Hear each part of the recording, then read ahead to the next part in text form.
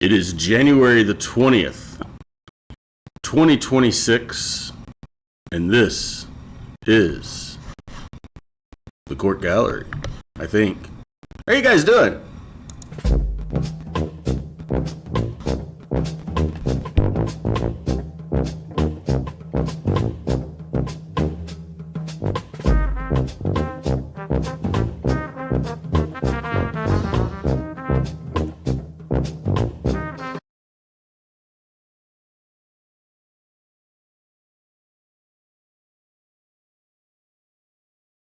Did it actually pause?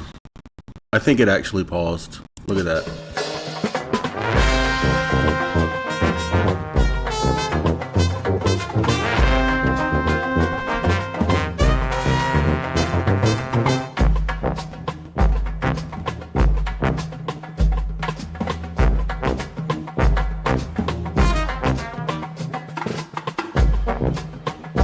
I'm having technical difficulties.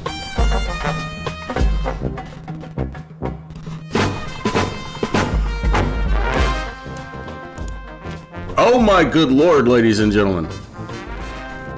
If it can go wrong, it's trying to go wrong right now.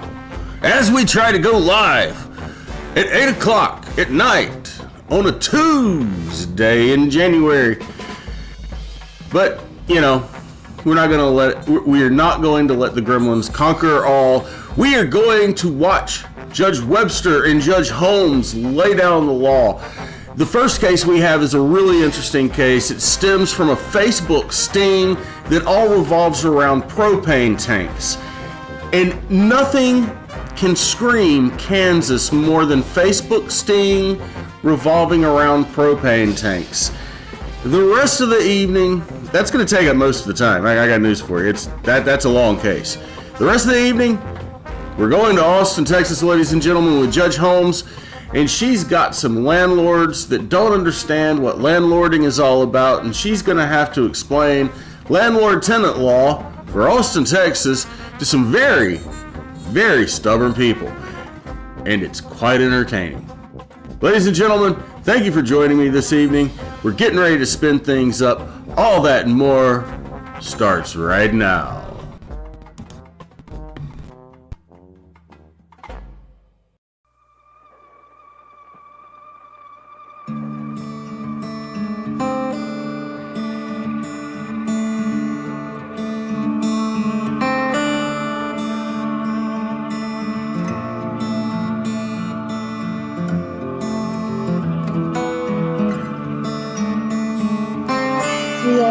Record in the 13th Judicial District, the District Court of Greenwood, County, Kansas. This matter does come on from preliminary hearing this 20th day of January 2026 in case number GW 2025 CR 110, State of Kansas versus Regina K. Barkus. Please announce appearances. May it please the court, the state appears by Jill Gillette, County Attorney. Ms. Barkus appears with counsel Joseph Favre. Missy, I am not hearing the volume again. Let me check if you can see her. Did you hear my volume? Okay. Can you hear me? Yes. Not. I can't see. I couldn't hear him either. Noise removal default. Push that maybe? Mute. Or see if we can hear them. Okay. Mr. Favre, can you hear me? Yes. Okay. You're still kind of quiet on my end, but I can hear you. So we're going to try to make this work. Okay. I don't know why it is always something, but it is on this computer and me, where Missy has her hands cut out or work for. Okay, we are back again on the record in GW 2025 CR 110, State of Kansas versus Regina K. Barkus, and the parties would again announce appearances. May it please the court, the state appears by Jill Gillette, County Attorney. Ms. Barkus appears with counsel Joseph Favre. And we are set for preliminary hearing. Any announcements, Mr. Favre? Judge, we're ready to proceed. Very well, Ms. Gillette, you may call your first witness. And our first witness we'll be calling is Eve Alford. Miss Alfred, if you'd please start your video and raise your right hand, and I'll start my video. Do you solemnly swear the testimony you're about to give shall be the truth, the whole truth, and nothing but the truth, so help you God? I do. Oh, no. We're just starting the show and we get raided by Colin. I have got to stop immediately because we haven't even been started more than not even 5 minutes now. It's probably 2 minutes into everything. So I'm just going to go ahead and let everybody know what's going on. We're watching Judge Webster. She's got a big, long case related to some propane tank thefts. And damn it, Bobby, we don't like that type of stuff. It's a King of the Hill themed evening with Lone Wolf and the court gallery. And this, ladies and gentlemen, has been your obligatory Colin Pause. Now back to the program. Already in schedule. Thank you. Please proceed. Could you please state your name for the record? Yvette Alford, And how are you employed? with the Greenwood County Sheriff's Office, How long have you been so employed? since 2020. And Deputy, were you given an assignment to help investigate some thefts going on? Yes. When were you given that assignment? It was in 2025 was last year. I believe it was June. Okay. And did you begin working with other officers? Yes. Who did you work with? Under Sheriff Jason Myers, Sergeant Mike Cordell, Deputy Andrew Pendland, Sergeant, Stephen Michelson, and then we had a Danny Broyles from Lyon County. Okay. And was there discussions going on Facebook from a buy sell page? Yes. What is it they were trying to buy? A propane tank. And do you recall what the size of the propane tank was? I believe it was a 300-gallon propane tank that was listed on Facebook Marketplace. And was there an owner of that propane tank? I believe it was MLC Oil. Okay. Was it MLC or MFA? Can I revert back to my report? Your Honor, may she refer to a report to refresh your recollection? Yes, please do. I apologize. It was MFA. And now, who did you guys use to negotiate the buy for the propane tank? I'd have to refer back to my report. Under Sheriff Myers was the one who dealt with that portion of it. It is in my report, though. All right. And then did you participate in getting search warrants and helping execute them? Yes. During the search warrant part, where was it conducted? At the address on 10th Street in Severy. Whose address is that? Be William Cheever, otherwise known as BJ. And does anyone stay there with him? Yes, Regina Barkis is known to be in a romantic relationship with him. And does she frequently stay there to your knowledge? Yes. Okay. And when you helped with the search warrant, what were you guys there to recover? The money that was utilized for the control buy. Okay. And do you recall where that money was located? I believe it was located in Miss Barkis's purse. And who else was helping her with the sale of the propane tank? Misty Crawford had helped post it online for her. Okay. And had the tank been photographed? Yes. And had there been another tank? that was for sale? It wasn't posted for sale, but there was an additional 500-gallon tank on the property that they were going to sell as well. Right.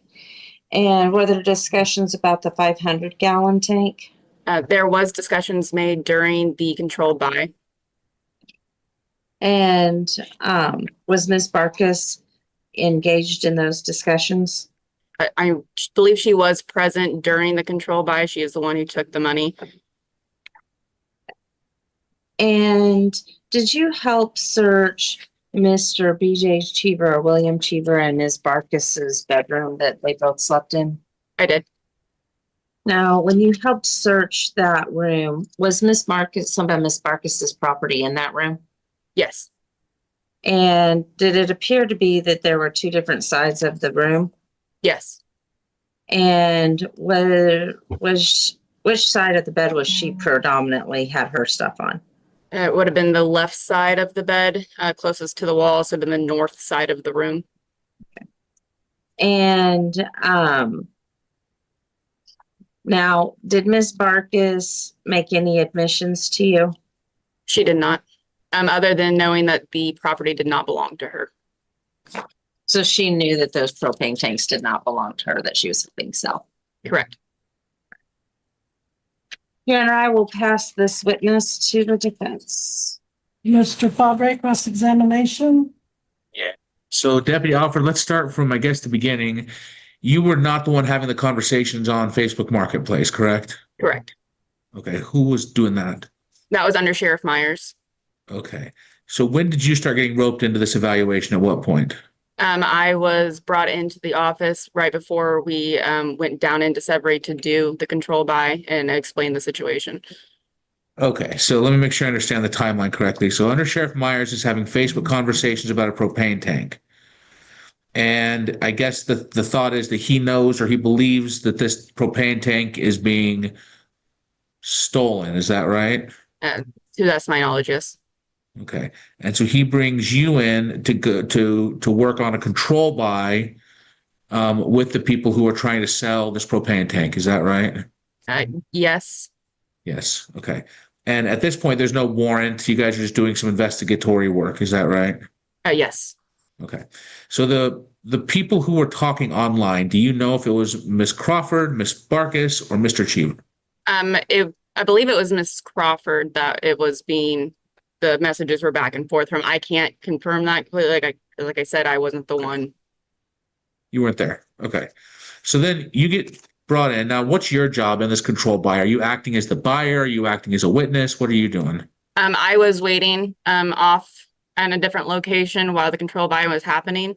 After that, and a search warrant was approved, then I went down and helped to execute that. You know what? I apologize. I'm not very bright sometimes. Judge, I'm sorry to ask this. I think it's important. Can we sequester the witnesses? I should have asked that earlier. That's my mistake. Yes, that's appropriate. Missy, remind me on internet, we put them what, in a breakout room? I just put them back in the waiting room. Okay, if you do that, please. Any of the witnesses that haven't testified? I think Is that all of your witnesses sequestered now? I believe so. What's going on in Greenwood County Security is that they're just watching? They don't have any witnesses there, do they? no, they're just watching at the front desk. Very well. All right, please proceed then. Thank you, Judge. Okay, so Deputy Alfred, so you are not there actually doing the controlled buy, right? Correct. Okay. So you're not directly witnessing the controlled buy. You're kind of waiting off the property to come in after the controlled buy, or where are you in this process? Yeah, I was in a different location away from the property waiting for the control buy to be executed. Okay. So when did you get called in to the scene? It was, if I can give you an exact time, if I can refer back to the report. Sure. Is that okay, Judge? Yes. Thank you. So we are notified at 11:10 a.m. on that day of June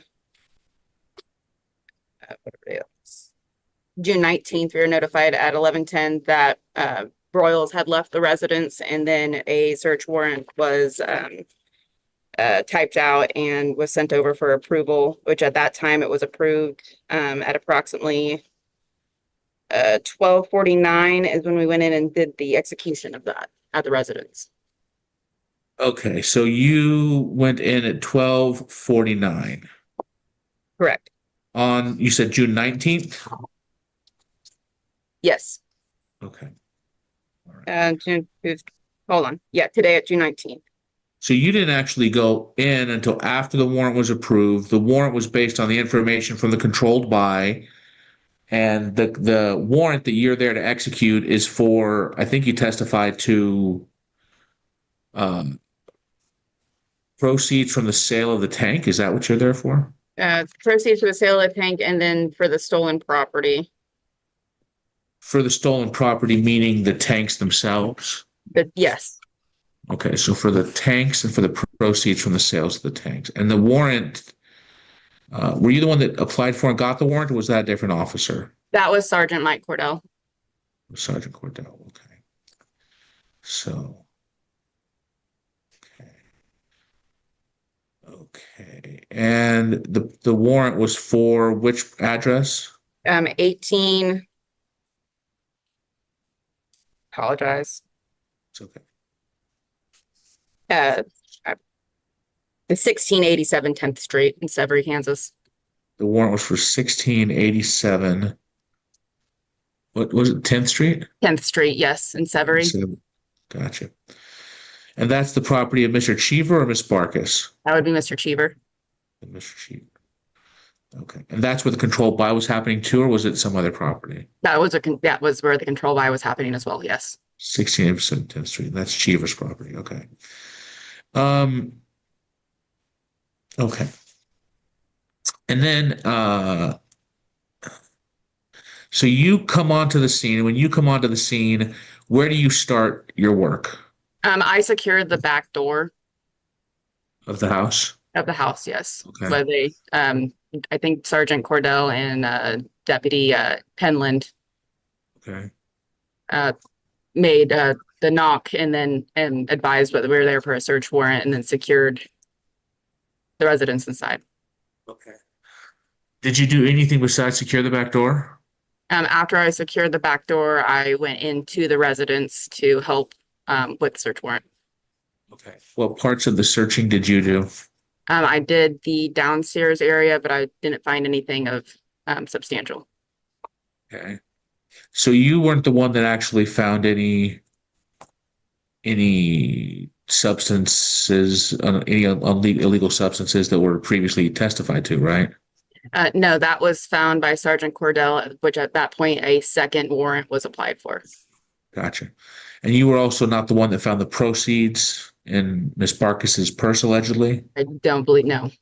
Okay, so you didn't find anything of evidentiary value yourself? Not during the first search warrant execution. The second execution of the search warrant, I did find cannabis, a couple bags of it and some buds. Where'd you find that? It was beside the bed. I believe it was on the left side of the bed. Left side of the bed. Okay, so second search warrant on the left side of the bed, you found some cannabis buds. When you say cannabis buds, what are you talking about? Like marijuana buds, clusters. Clusters. Okay, and they were in a bag, or they were just sitting loose, or? There was a bag of Daybreak, I believe is what it was called, cannabis, and then there was also additional buds beside that. Okay, so they were in a container of some kind. Yes, I believe so. Okay. And that left side of the bed, is that Cheever's side? Is that Barkis's side? Whose The side of left the bed is side that? would be Barkis's side on the north side of the room. North side of the room, left side is Barkis's side. Okay, and how do you know it's Barkis's side? That's where I found all the female clothing, jewelry, stuff like that, that would indicate that a female would be sleeping on that side. Who lives in that house of 1687 10th and Severy? William Cheever and Regina Barkis. Just those two? Yes, that I'm aware of. Okay. Okay. Okay. Now, as far as anything else of evidentiary value, that wasn't your find, right? Correct. Okay. You mentioned something about tanks and a 325-gallon tank and a 500-gallon tank, but you weren't actually involved in any of those purchases or any of those identifications. Is that right? Correct. Okay. Okay. So then are you the one who arrested Miss Barkis and took her to the sheriff's office? No, Penland, Deputy Penland, is the one that transported Miss Barkis to the jail. And I what stayed- part, did you play any part in the interrogation of her or? Yes, myself and Sergeant Cordell interrogated her. Okay. So, let's see. So at what point did you identify, I mean, what time did you interview Miss Barkis that day? One more time, I didn't hear you. What time did you interview Miss Barkis on that day, the 19th? Can I refer back to my report? The judge allows that, it's fine with me. Thank you. It was at 5:28 p.m. Okay, so that's about a little under 4 hours away from when you started searching the house, it sounds like. And you said it, I think, talk to me a little bit about the propane tank statement. Because I think your affidavit says that she denied any knowledge of the propane tanks being stolen, but admitted they did not belong to her. So how'd that conversation go? I don't recall completely. That was a year ago. I do know that we asked her which I honestly can't recall Well, what these the propane conversation tanks, they had been on the property. First of all, whose property were they on? Were they on Cheever's property, Barkis's property? I mean, Barkis's property, whose property were they on? At what point in time? I guess when they were allegedly stolen. When they were stolen or during the buy? Which one? Well, let's start with when they were stolen, then talk about the buy, I guess. When they were stolen, where were they? Well, the 325-gallon tank was originally on a property that had belonged to Barkis on Water Street. Okay. So the 325-gallon tank had come from Water Street. Okay. And that's the one that you're interrogating her about, or you're interrogating her about the 500-gallon tank? I'm not sure. It doesn't say completely in there. The 500-gallon tank was on which property? Where was that one? That was on an MFA property. That was on MFA's property. Okay. And so the 500-gallon tank, I think I wasn't entirely clear in your testimony. It sounds like you said that, it sounds like you were saying that there wasn't a buy for that, but there was a mention of a buy for that. Is that what I understood your testimony to be? Correct. Okay. So the actual buy, the actual report was for the 325-gallon tank that was on Miss Barkis's property. That was originally on her property. It was on the property of 1687 10th Street during the buy. So somebody had taken it out of the ground or taken it from the property, I guess, wherever it was, brought it over to Mr. Cheever's property, and that's where the buy took place. Correct. Okay. And now just to go back, it says in your statement that she denied knowledge of the propane tanks being stolen, but she admitted they did not belong to her. That's what you wrote. Do you have any reason to believe that's not what you wrote? No. Okay. And I'm assuming it looks like you wrote this on the 20th of June, 2025. Does that sound right? Yeah. Yes, that's when I had it signed. Yes. That's what it decided anyway. Yeah. So what does that mean that she didn't admit that they were stolen, but she said they didn't belong to her? What was your understanding of that conversation with her? Do you recall any of it? I don't recall it without being able to review my actual body cam footage of that interview. I can't give you a definitive answer on that. Okay. Do you recall anything about the conversation about how these tanks were on the property, where they were there, why she thought she could move them, any of that? Do you recall any of that conversation? I think at some point she said that because it was on her property that she thought that she owned it or had the right to it, but had admitted that she knew that she didn't own it. Like I said, I cannot give you a absolute definitive answer on that without reviewing my body footage. This property, this tank, the one that was not on MFA's property, I guess you weren't involved in the undercover buy, but do you have any idea why it was even reported as being taken? Like what cued in? I'll ask Under Sheriff Myers that, I guess. No further questions for this witness. You're muted, Judge. Any redirect, Ms. Gillette? No, Your Honor. All right, thank you. Our Deputy Alford is excused. You call your next witness, please.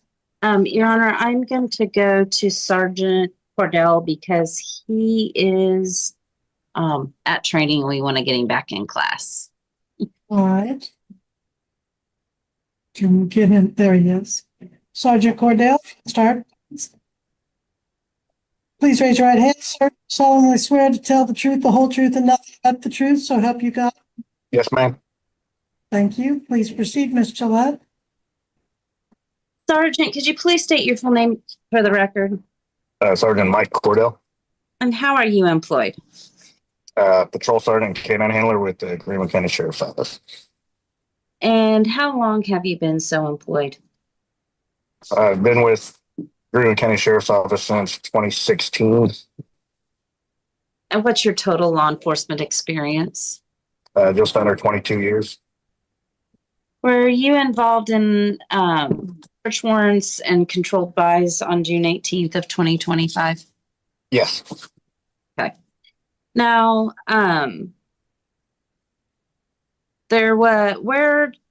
where did you go to help with the search warrant execution? With the execution of the search warrant would have been an address in the 1600 block of 10th Street in Severy, which is a town in Greenwood County. And who, to your knowledge, resides at that address? William Cheever and Regina Barkus. Had Barkus resided at a different address before staying with Mr. Cheever? She did previously reside at a different address with a different individual, yes. Okay. Can you recall what that address is? It was an address on Water Street in Severy, I believe 200 block. And is that also within Greenwood County? Yes. Now, was the 325-gallon propane tank at the 200 block address?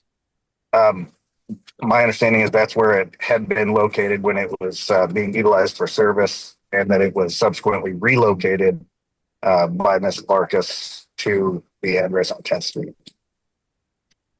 And did she make any admissions as to who helped her move the tank there?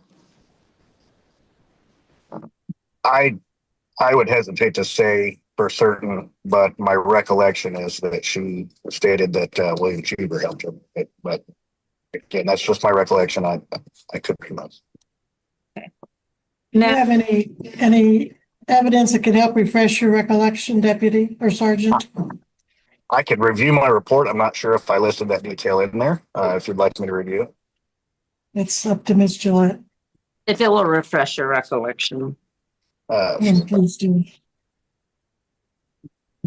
I don't believe I listed that detail in my supplemental narrative. Now, was there a documented amount of cash that was being paid for the 325-gallon propane tank? Yes, I believe the arrangement that was made was to purchase the tank for $450. And when the tank was purchased, did you apply for the search warrant? Yes. Who stayed at the residence to watch it? Under Sheriff Myers parked nearby to watch the residence to ensure nobody left. And was the original search warrant for the $450 cash? Yeah, that as well as mailer documentation showing residency of the residence being searched. Did you find any documentation of the residence of who resided there? I believe some documentation, some mail and documentation was recovered and photographed. It was not recovered by me, as far as I can remember. And once you were in the residence, did you find anything that led to a piggyback search warrant?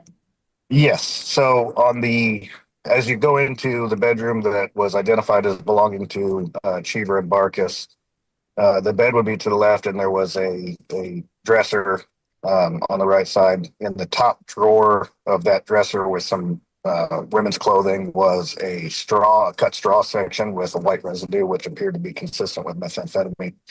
I did subsequently test that residue with a field test kit, which showed a positive preliminary result for the presence of methamphetamine, which resulted in me applying for a secondary search warrant. And you said there was women's clothing in that drawer? Yes, ma'am. And then did you find anything else of evidentiary value after you had applied for the secondary search warrant? So we did recover the cash that was used for the controlled buy, and then also I believe it was Deputy Alford that recovered it, but there was also a bag of marijuana, I believe, on the headboard of the bed in the room. But I could be wrong about the location. I believe that was Deputy Alford that recovered it.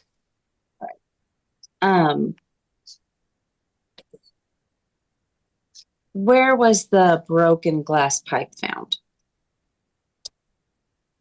I recall there was a broken glass pipe found in a purse belonging to another individual that arrived on scene while we were there.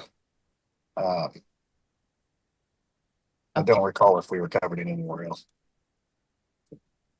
All right, and then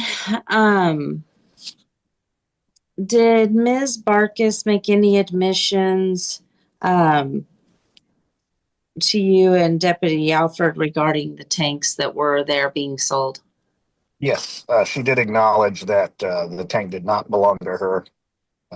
It belonged to someone else. She believed it belonged to her, I believe, deceased ex-boyfriend or former husband or boyfriend. Either way, in my conversation with her, she acknowledged that she was aware it did not belong to her. And had she ever gotten legal ownership of the property that had belonged to the ex partner? No, ma'am. And were there also firearms found at the residence? There were several, yes. And were they throughout the residence or in one central area?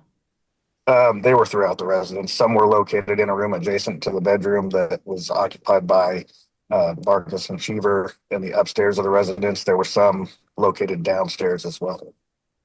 Judge, I just want to, I guess, object to the relevance of the line of inquiry regarding the guns, because I don't think there's any gun charges we're looking at. So I know we got a lot of witnesses, and so. That's what I was reviewing too. I don't see that she's charged with guns, Miss Gillette. There could be an actual misdemeanor charge of criminal use of a weapon of someone who is addicted to, but we can add that later because it's a misdemeanor. Yeah, well, we wouldn't have a prelim on a misdemeanor, so, okay, please proceed. Sustained on that objection. All right. And again, where was the $450 cash found? There was a small table next to the bed, and on top of that was her purse. I believe some of the money was inside her purse, and I believe there might have been $100 of it that was on the table. But either way, it was all located on that table, whether in the purse or on the table. I know some of it was in the purse at least. Do you recall if that was on the left or right side of the bed? So as you walk into the room with the bed to the left, the table was there. The headboard would be against the wall when you walk in the room, like to your left, and the table would have been toward the foot of the bed, between you and the bed when you walk in the doorway. So as you're looking at the bed, it would be on the left side. All right. I will pass this witness. Mr. Baldray, cross-examination. Thank you. Okay, Sergeant Cordell. So I kind of trying to break down which pieces of this you played. This I understood from Deputy Alfred's testimony that this began with some Facebook conversation that was being had about selling these tanks. And is that your understanding of how this entire investigation began? Yes, there was a listing on Facebook Marketplace. Under Sheriff Myers was informed of the listing that the tank had been identified as belonging to, I believe it's MFA Oil. And then there was some Facebook conversation with a third party arranging a sale or a purchase of the tank. Okay. And none of that conversation and original investigation was done by you. That was done by Under Sheriff Myers. Is that right? Correct. Okay. When did you come into the picture?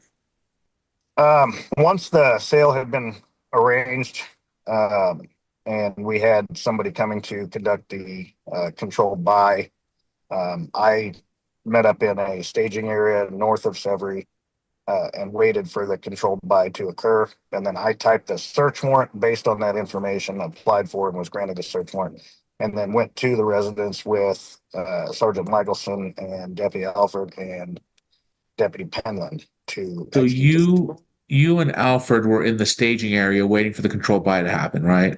Along with Sergeant Michelson and Deputy Penland, yes. Gotcha.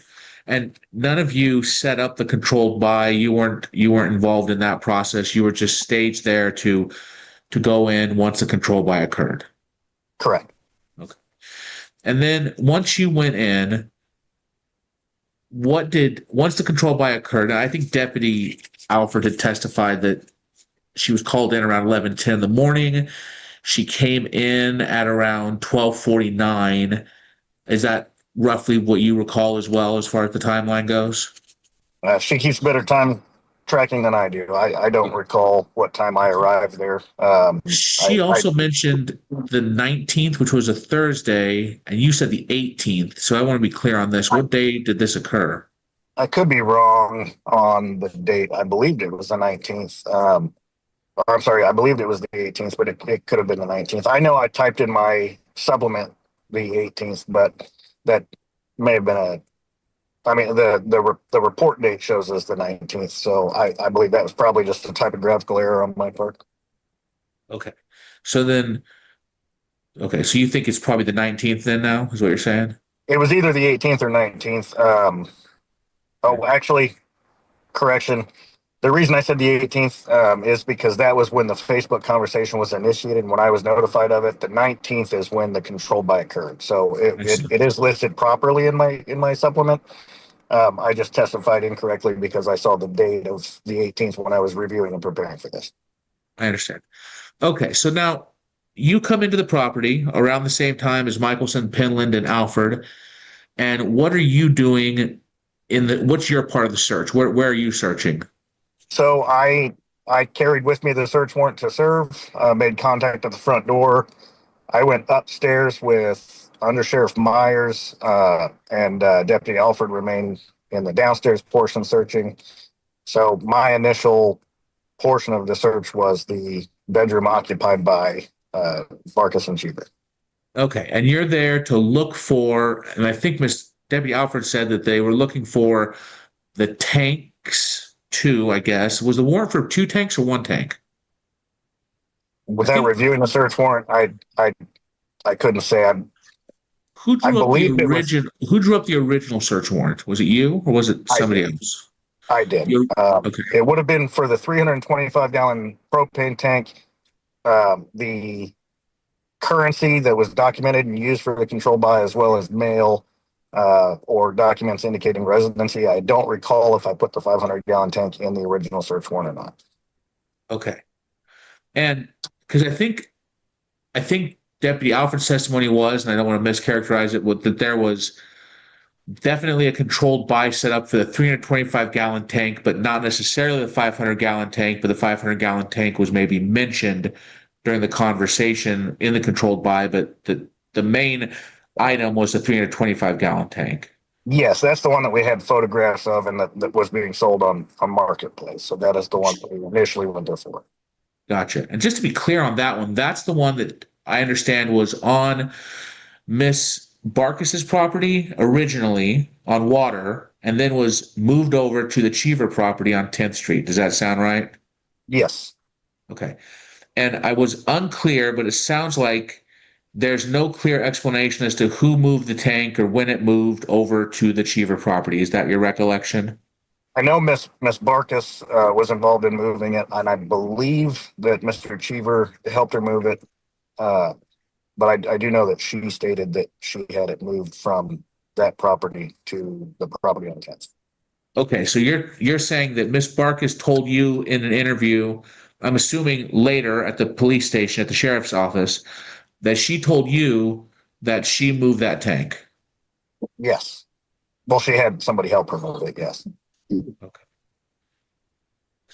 And that tank, there was a little bit of a confusing, there's a little bit of a confusion to me around the ownership of the property, the ownership of the tank. It sounds like you testified that she told you the tank did not belong to her, but it belonged to her deceased significant other. Is that what I heard? That's my recollection, yes. She acknowledged that she did not own it. The property she lived at was never owned by her. It was owned by the individual she was in a relationship with, whether they were married or dating, I don't recall. I believe they were not married. But she never owned that property. And when I questioned her about that, she acknowledged that she didn't own it. She believed the tank belonged to him. But now that property, the one on Water Street, you're saying, I think you testified that she never had legal ownership. Does that mean you think that she never inherited that property? They were never in any kind of common law marriage? Like, are you saying she was squatting there? What are you trying to say? well, yeah, that's one way you could put it, but she wasn't actually living there. She had stuff there, based on my conversation with her. She had property there and she stayed there sometimes, but for the most part, she was living with Mr. Cheever. The property was never owned by her. When I asked her about the ownership of the property, she stated that it belonged to the children of the decedent. Gotcha. Okay. So it belonged to the children of the decedent. Okay. Yes, and I did ask her if she had permission from them to take that tank, and she did not. Okay. She told you that she did not. Okay. Okay. Okay. So then, let's go back to the search. So you go upstairs with Under Sheriff Myers, and you're looking for the proceeds, the mail, and the bedroom is upstairs. Is that right? Correct. Okay. And I understand as you walk into the bedroom, I think I heard you say that the bed is to like the left of the door. Is that what I heard you testify to? Yes, so the bed would be to the left of the door with the headboard against the wall where the door is. And so then, the foot of the bed would extend out from there. so then as you enter the bedroom, you look to the left, there's the bed, and the bed is extending from the headboard is on the wall and it's kind of extending out. So the right side of the bed would be the side nearest you, and the left side of the bed would be the far side. Is that right? Well, the right side of the bed as you're laying in it, the left side as you're looking at it from the foot of the bed. So however you want to define the right and left, yeah. Okay, so as you're looking at it from the foot of the bed, the left side is the side nearest the door. Correct. Okay, so that's the side where you found the table with the purse that had some proceeds that you knew were part of the controlled buy. Is that right? Correct. Okay. Okay. And then that same left side is where you understood the cannabis to be found later. Is that right? I'm not 100% sure. That wasn't recovered by me to the best of my recollection. That was on the headboard, which I believe had some shelves on it, but I'm not 100% sure on that. Okay. And then let me just make sure that there was some testimony about a pipe with white residue that was found in Miss Crawford's purse. I think that's what Deputy Alfred said. Is that right? Yes, when she arrived on scene as the search warrant was being executed, yes. Gotcha. Was there any other substance abuse or any other indications of substance abuse found in Barkis's purse or next to Barkis's side of the bed or what you think is Barks' side of the bed? Was So, any of that? yeah, the dresser with the women's clothing in it that was on that side of the bed, and the top drawer was where I found the cut straw section with the methamphetamine residue. Okay. And did you send that meth off to be tested at KBI? Yeah, so it should have been sent off to be tested. Yes, And I believe it was. specifically, I guess we're talking about the cut straw part, right? Yes. Okay. And that's the part that was sent off. Okay. And have you received that back yet from KBI? I don't deal with the evidence once it's sent off, so I don't ever see the results come back or anything. That wouldn't be a question for me. Okay. All right. Okay. And you weren't there for any of the controlled by parts, so you don't really know exactly who took part in what part. So and then so after that, I guess the only part that you did left was you and Deputy Alfred went and investigated. Went and interviewed Ms. Barkus at the sheriff's office. Is that right? We interviewed her. I don't recall if it was at the sheriff's office or at the scene. I'd have to review my video. I'm currently at week 3 of canine training, so I don't believe I had a subpoena for this when I left 2 weeks ago. It wasn't in my calendar, so I didn't have much opportunity to prepare for this. So I haven't reviewed the video. I don't recall where we interviewed her at. Okay. I believe it was at the scene, but I could be wrong. Okay. So you interviewed her at some point, and that's when you found out the part about her moving the tank, and that's when you found out the part about her status of the property with water and her never living there. Okay.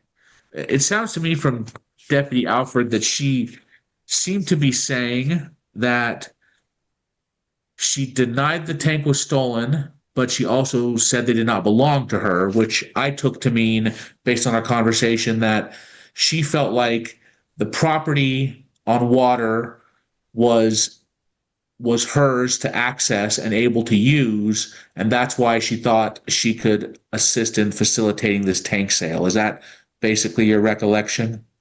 So I would hesitate to assume her understanding of the situation, but it did sound to me like she believed that she was allowed to be there, she was allowed to stay there, and so I think based on my conversation with her, because he had died and the tank was there, that she just felt like it was free property for her to do with whatever she wanted. I don't know where that assumption would come from, but I believe that's what she thought. Okay. I have no further questions for this witness. Ms. Gillette, redirect. And not for this witness, Your Honor. This witness is excused then. Thank you, Sergeant Cordell. You may go back to your training or whatever you need to do there. Thank you, ma'am. You're welcome. Ms. Gillette, you may call your next witness. Under Sheriff Myers. Very well, Under Sheriff Myers. Under Sheriff Myers, if you please start your video. Thank you, sir. You'll please raise your right hand. You solemnly swear the testimony you're about to give shall be the truth, the whole truth, and nothing but the truth, so help you God. I do. Thank you. Please proceed, Ms. Gillette. Under Sheriff Myers, could you please state your full name for the record? Jason Myers. And how are you employed? I'm currently the undersheriff at the Greenwood County Sheriff's Office. How long have you been employed with the Greenwood County Sheriff's Office? Since October of 2010. What's your total law enforcement experience? If you take into consideration corrections and the time I spent as a force protection officer overseas, approximately 26 years. And were you involved in the controlled buy for a propane tank at regarding the defendant in this matter? I was. And where was the controlled buy set up to be? At 1687 10th Street in Severy. When you, who went to do the controlled buy? That was a Detective Danny Broyles from the Lyon County Sheriff's Office. And did you help document the bills that would be used? I did. How did you document those bills? I took photocopies and documented the serial numbers, wrote them down to make sure we had record of exactly what bills were used. And did you end up going to help with the controlled buy? I did. Where did you state yourself at? I was across the street at another residence in plain clothes and in a personal vehicle, watching from a distance. Now, where is the address of the controlled buy? At 1687 10th Street in Sefri. To your knowledge, who resides at that address? William Cheever, also goes known as William B.J. Cheever. Okay. And who stays there with him? Regina Barkis. And to your knowledge, has she stayed there frequently? To my knowledge, yes. I don't know for sure exactly how often. And is there another address where this 325-gallon propane tank is supposed to be? Yes. Where is that? May I refer to my report? Your Honor, may he refresh his recollection of the exact address? Yes. Oh, I'm sorry. That's why I didn't pull the other page up here. I know it's a Water Street address. There it is. I just went past it there.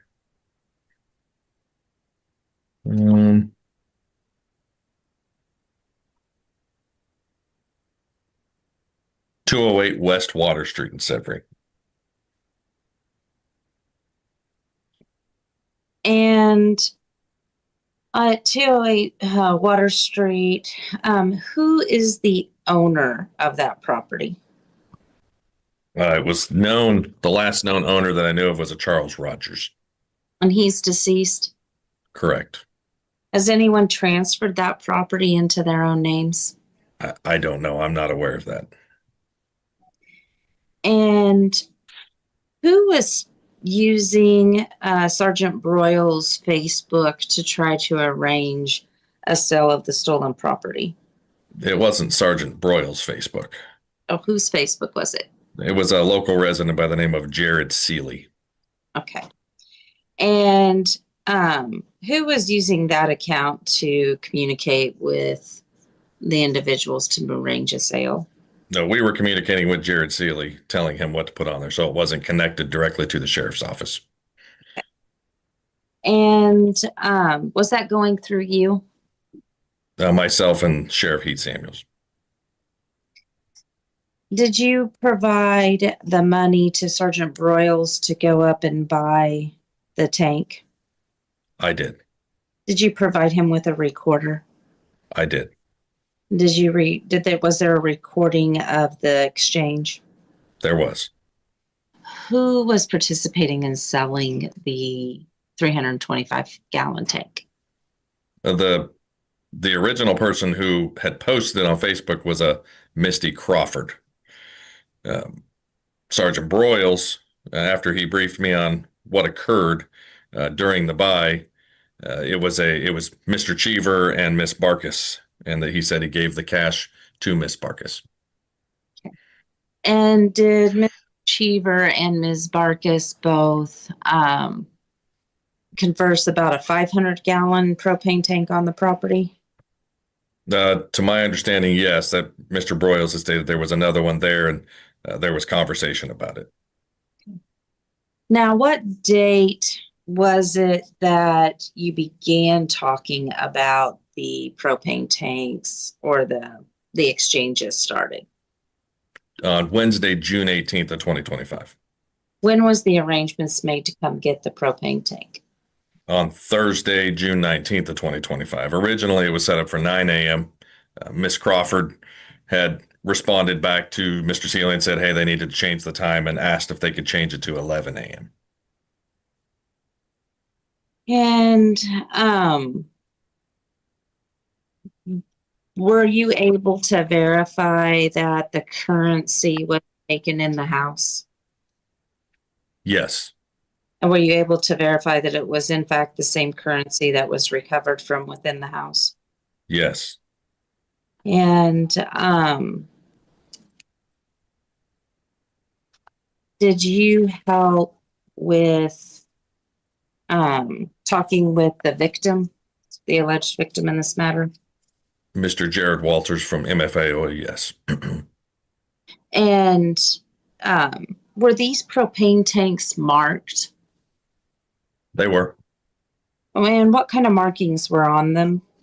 Well, they each have serial numbers on them, on the tanks. The one specifically that the 325 gallon tank, the original one, it said right on it, it was property of MFA Oil. The other tank, I may refer here, I'll look through and see exactly what it had on it. I know it also had a serial number. There was a sticker on that one that also was property serviced by MFA Oil. So both of them were clearly marked that they were property of MFA Oil. The other one may have been, it was TriStar Propane. It might be, it's TriStar Propane was the label on the other one, which was purchased by MFA Oil. And so they both had clear stickers on them.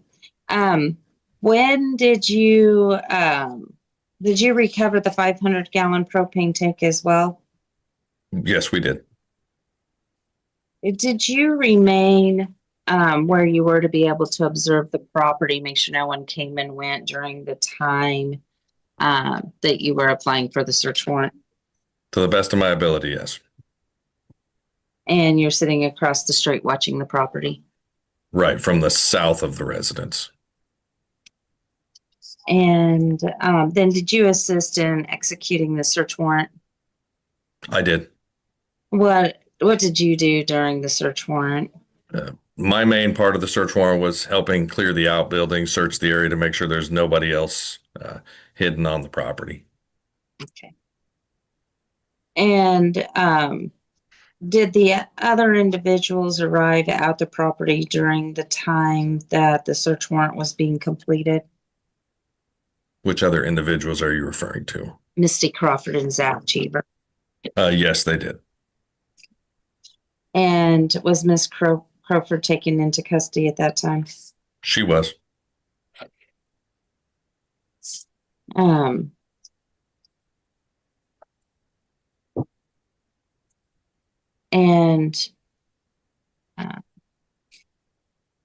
did the victim give you a value for the 325 gallon propane tank?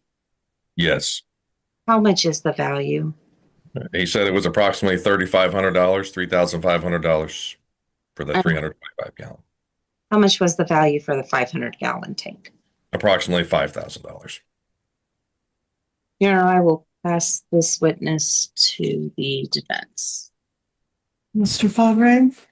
Thank you, Judge. Okay, so Under Sheriff, I'm just trying to track this timeline down. So first of all, I guess this started on the 18th with you being notified by Jared Seeley that something was going on Facebook Marketplace. How did this begin?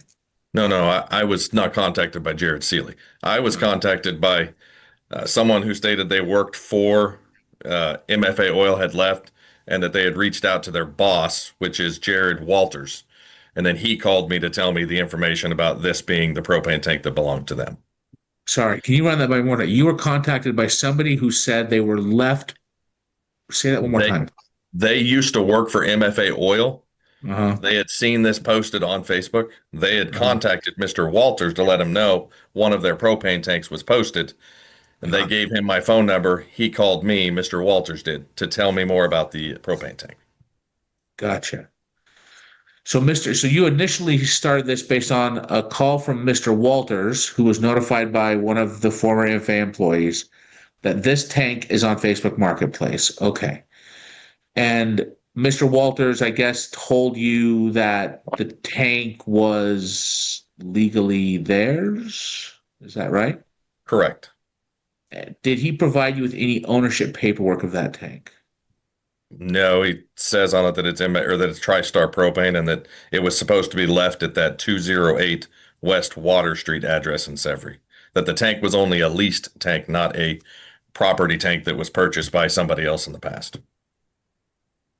Okay, so can we talk a little bit about that? Because I'm a little confused by that. So you're saying that he tells you the tank that's listed is a leased tank and is supposed to stay at 208 West Water. Is that right?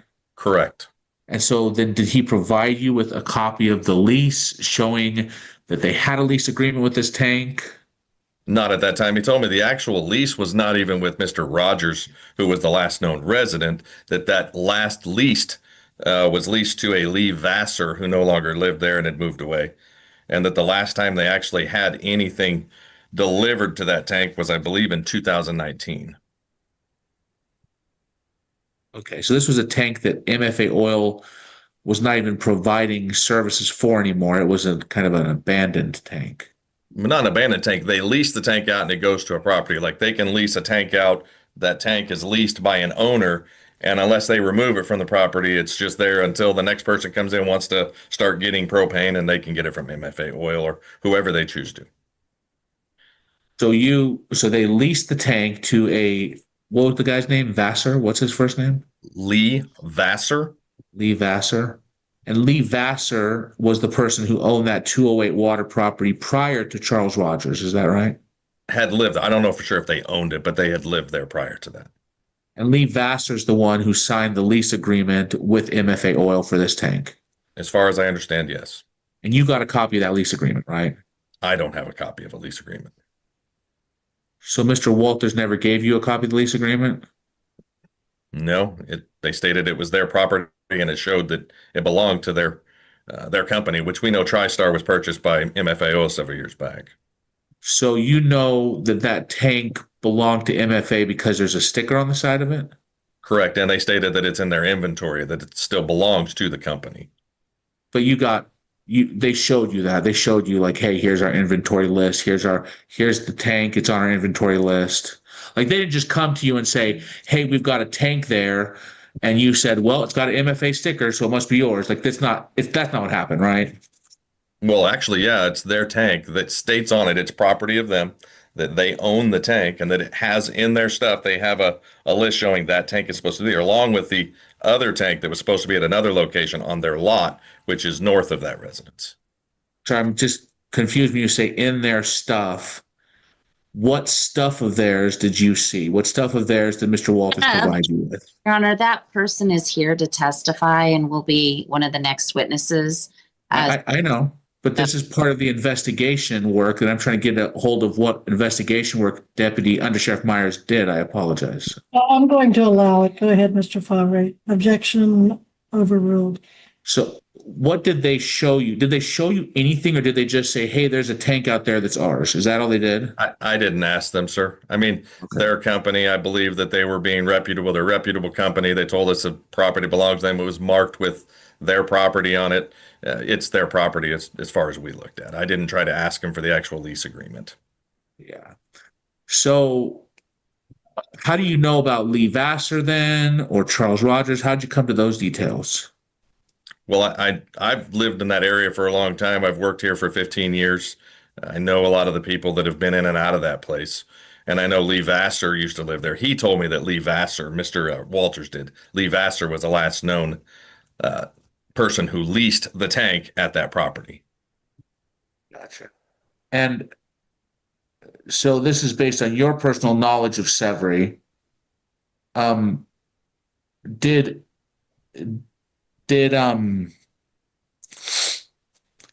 you said the last time they serviced the tank was 2019, and when you say serviced the tank, you mean like they came by and they filled it up with some oil of some kind, some propane or something, right? Propane, correct. Propane.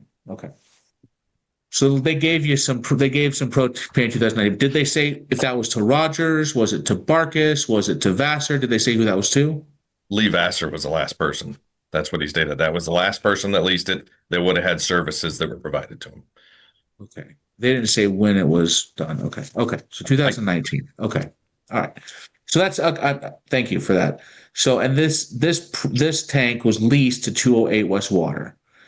And that's the tank that you got a call about that was listed on Facebook Marketplace. Is that right? That is correct. Just to be clear, there was not an advertisement for the 500-gallon tank. That came up later. Is that right? Correct. Okay. So now you find this out from Mr. Walters, and then you go through Mr. Seeley to start working this conversation with I guess Misty Crawford. Is that right? That is correct. Okay. And what is Misty saying about this tank? She was trying to sell it. Did she say that? Did she say that she moved it? Did she say she owned it? Like, what did she say about the tank other than come give me money? Basically, I believe that's all it was. Basically, just I'll take it. We asked them. It was originally asked for $500 what it posted. We told them to see if we could get it for $450, just to make it look like, okay, we want to try to barter a little bit. And they said they would take $450 and said where it was at. Okay. Okay. So okay. So then you set up the controlled buy information, and then you get a hold of Mr. Broyles, Detective Broyles, and you set up Mr. Detective Broyles with the money, the recorder, and then you post yourself, plain clothes, somewhere nearby, in a vehicle, waiting for this buy to go down. Is that right? Correct. Okay. Now you weren't actually at the buy, correct? No, I was across the street. And you weren't like watching it on some recording device, right? You were just watching it with my eyes. I didn't have anything recording. okay.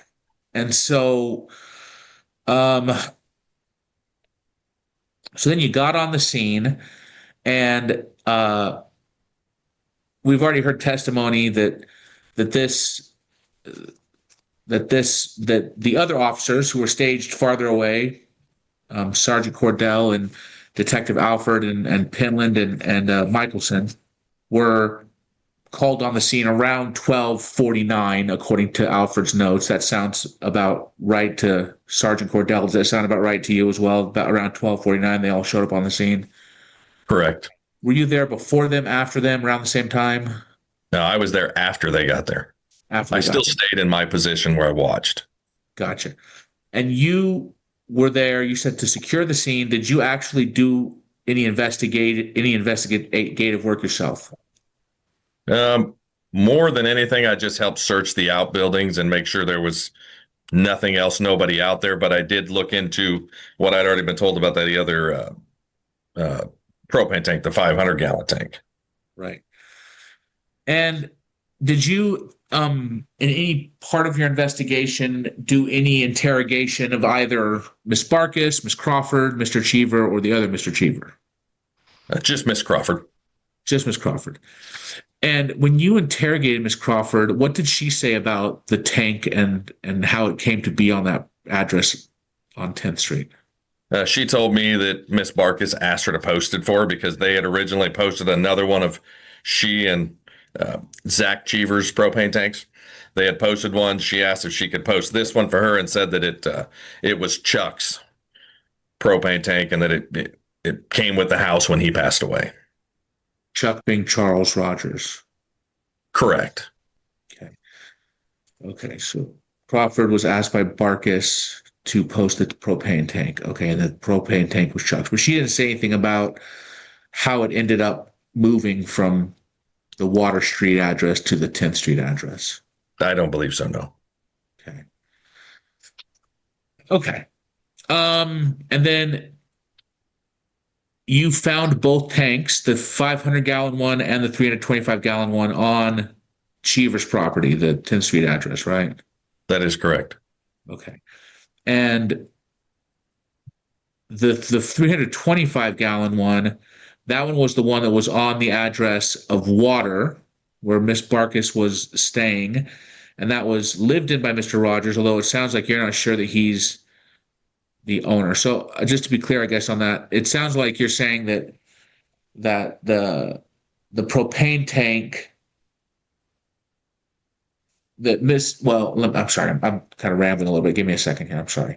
So the property of Water, the last owner that you're aware of, or at least lesser or legal resident, was Lee Vassar. Is that right? The last known resident of that property? Right. No. The last known resident of the property at 208 West Water was Charles Rogers. And Charles legally lived there, had some kind of title or a lease agreement or something.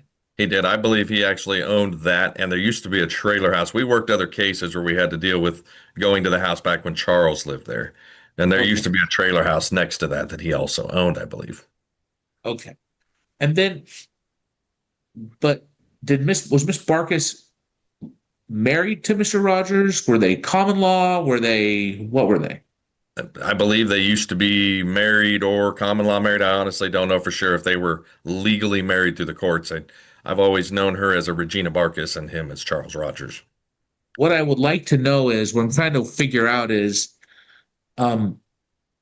we heard from Deputy Cordell that he thought that there was no legal title to her and that property, legal connection between her and that property. Did you do any investigative work to figure out, like, I'm trying to figure out the provenance of this tank and how it ended up there, and Miss Barkis thinking that it was hers to move. And so did you ever do any investigative work to figure out whether Miss Barkis had any legal claim to that property? Okay. And you personally did not talk to Miss Barkis about this or Mr. Cheever, and you also were not there when the controlled buy happened. So that's all other people. Is that right? Correct. Okay. No further questions. Ms. Gillette, any redirect? No, I don't believe so. Very well. Under Sheriff Myers may be excused then, and you may call your next witness. Your Honor, we will be calling Mr. Walters. Is he on this? I don't see him on the screen unless he's at the courthouse security. They're all sequestered. Oh, okay, that's right. Thank you. Mr. Walters, would you please start your video? Okay, Mr. Walters, please remove your hat and raise your right hand. Thank you, sir. Please raise your right hand. You solemnly swear the testimony you're about to give shall be the truth, the whole truth, and nothing but the truth. So help you God. Yes, Your Honor. Thank you. Please proceed.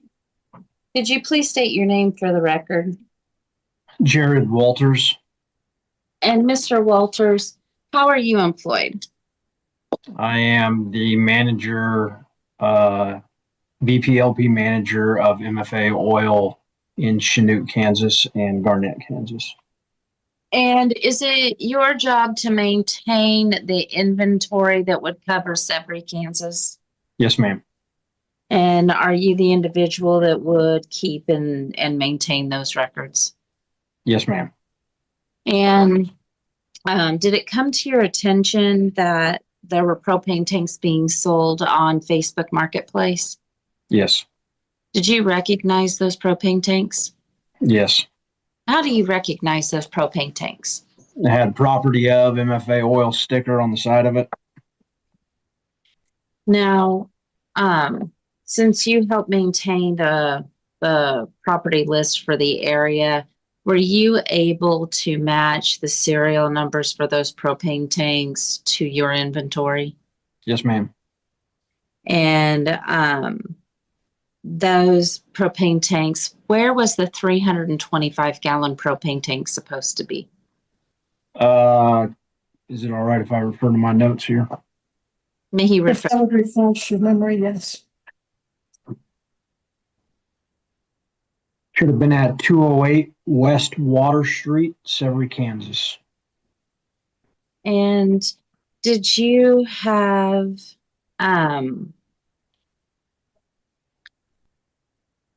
where was the 500-gallon propane tank supposed to be?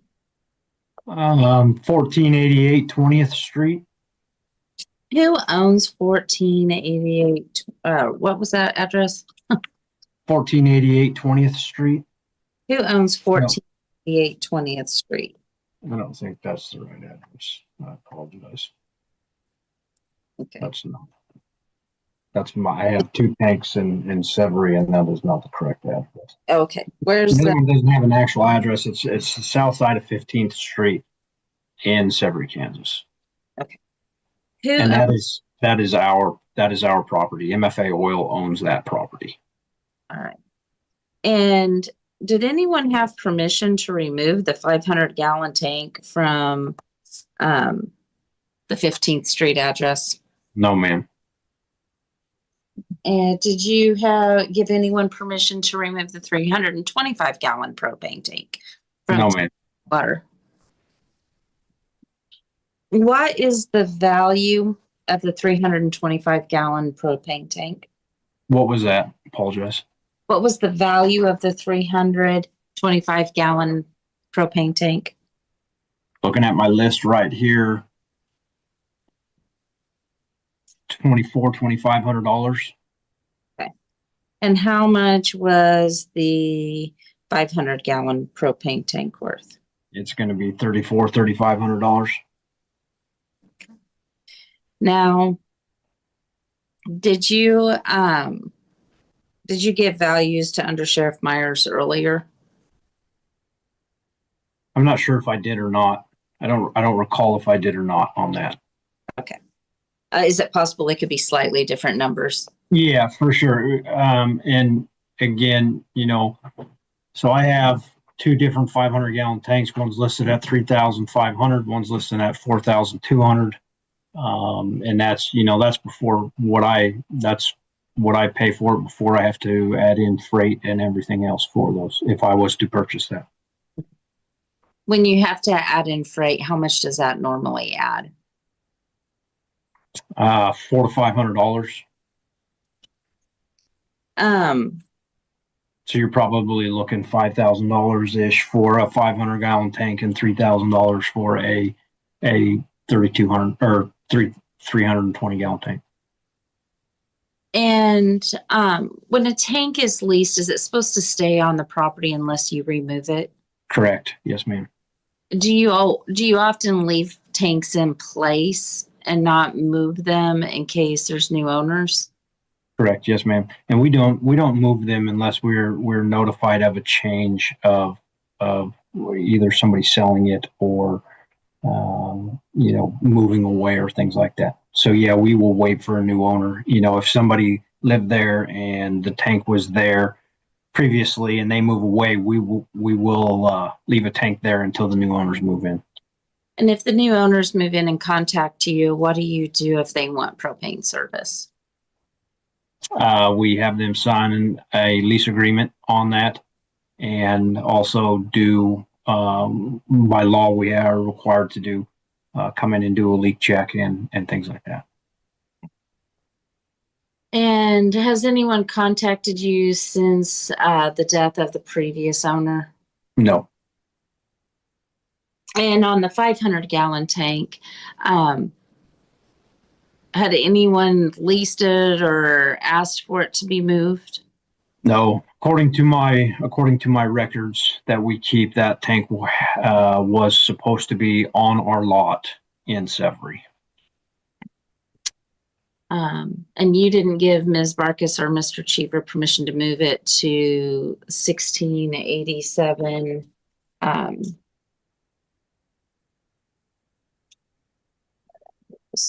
It was not, permission was given to move it over to that address. No, ma'am. 1687 10th Street. No.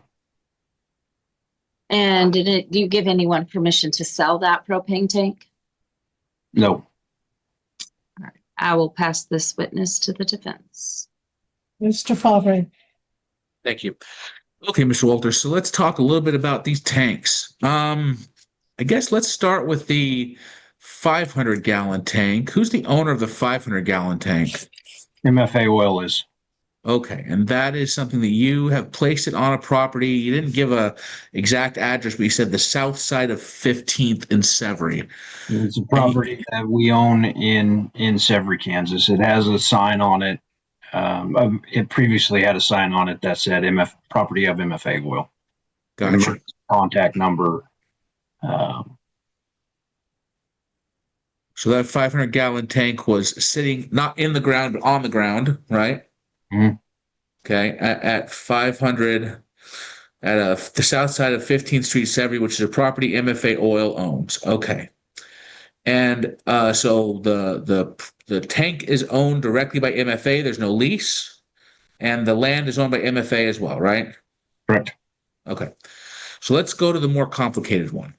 Okay. So the one on water, this 325 gallon tank. First of all, how did you first become aware of this 325 gallon tank? What led you to call Deputy Myers, Under Sheriff Myers? Saw a picture of it on a Facebook marketplace for sale ad. And right in the picture, it says property of MFA Oil. That's the sticker that I heard testimony of earlier, right? Correct. Okay. Now, you mentioned something about a serial number. You're able to match the serial number. Does that mean that the serial number is on the sticker? Nope. The serial number is on the tank ID, on the data plate that is welded to the tank. It comes from the manufacturer like that. And we were able to match the ID or the serial number on that ID plate to the serial number that we have on our records. Those were in the Facebook Marketplace photos. That's how you were able to do that.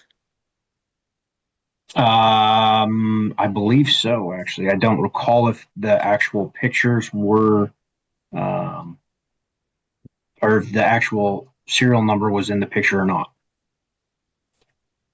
Well, I guess my question is, I'm trying to figure out the timeline here. Here was the thing. I was out of town when I got this, and I believe I was in Fort Scott and covering my other area, and I didn't want that tank to be sold before I had a chance to see that tank. Okay.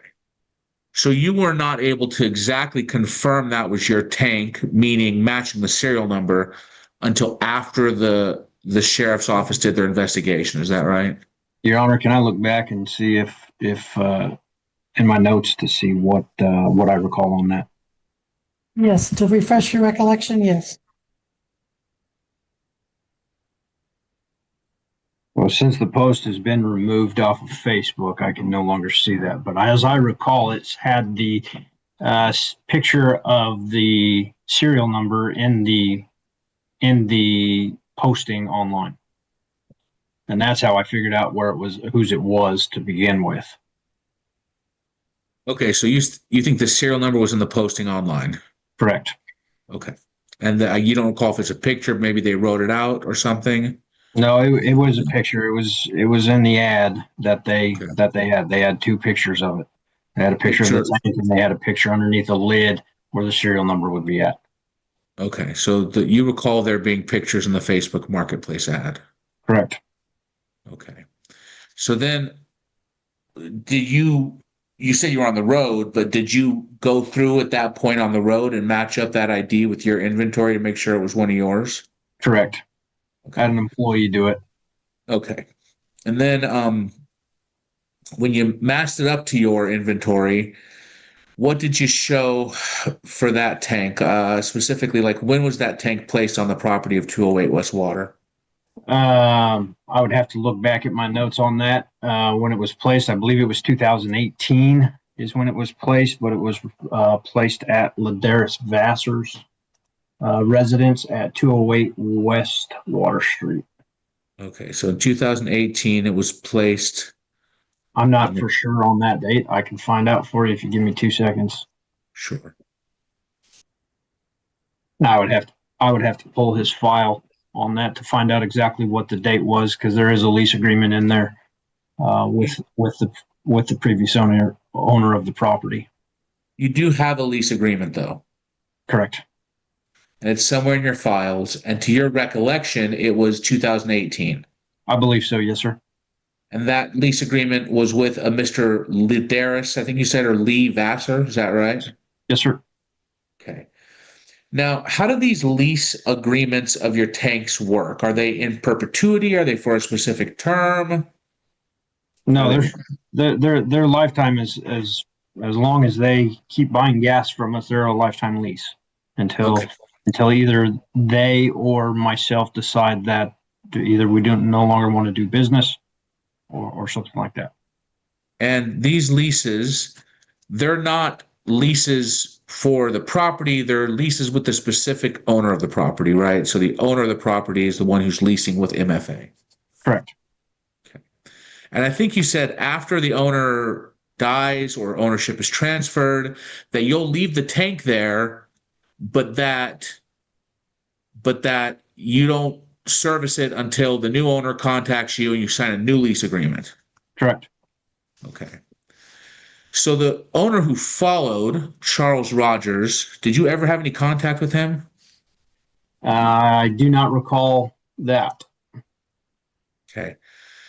How long will you leave them on the property until you decide to come back and get them if you don't have contact with the new owner? So by law, I mean, some places stay vacant for, 2, 3, 4 years. And then somebody decides to move in, but we may leave them up, up to 3, 4, 5 years. And here's the thing, here's the reason why is no one else is legally allowed to fill that tank except for my company. So if they're not using it, I know it's not being filled by somebody else. And you don't have any kind of process in your, and there's no, I guess, let me take a step back. So just to follow up on that. So your theory is, well, nobody else can fill this. We might as well just leave it as long as we need to leave it. Is that right? Correct. Yep. Okay.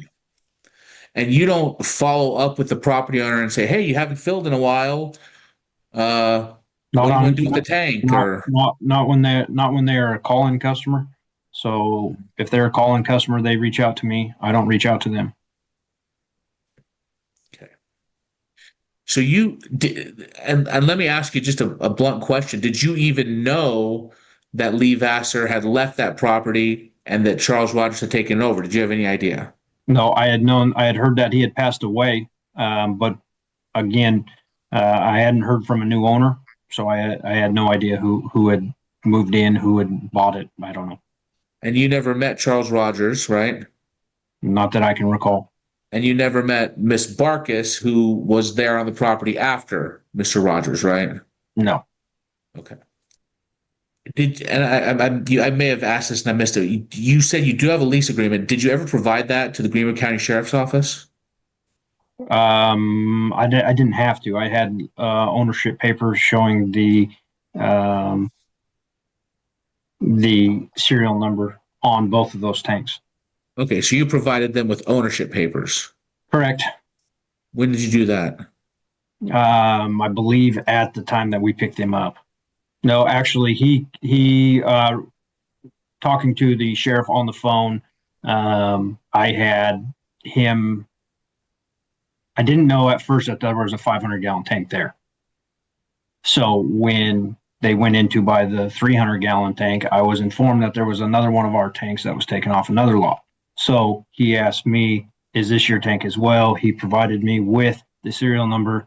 I matched it with our serial number in our system, and I said, yes, sir, it is. Okay. And so, but you never provided them with any evidence of your ownership. You just confirmed what he told you, and you said, yeah, that's my tank too. I mean, it had my property of stickers right on the side of it. Okay. But you still do have those ownership papers. So when we go to trial, you'll be able to say, hey, here's my ownership papers. I own them. Yes, sir. Okay. And same with the lease agreement. You have a copy of that too. You'll be able to provide.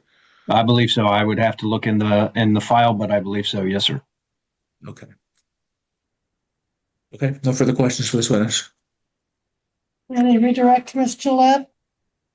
No redirect, thank you. All right, thank you. I trust Mr. Walters may be excused at this time. Thank you, sir. Thank you. You may stay if you wish as well. Next witness, Ms. Gillette. The next thing I'd like to do, Your Honor, is enter the KBI report for Very preliminary well. purposes. Any objection, Mr. Favre? No objection. It was All right. emailed to defense on October 2nd. It may be the same date that it was emailed to Missy. That would be concerning count 3, the felony drug charge. Yes, Your Honor. Okay. Missy, do we have that available? Yes. Okay, this is State's Exhibit 1, the Kansas Bureau of Investigation Forensics Laboratory Report, dated September 26th of 2025.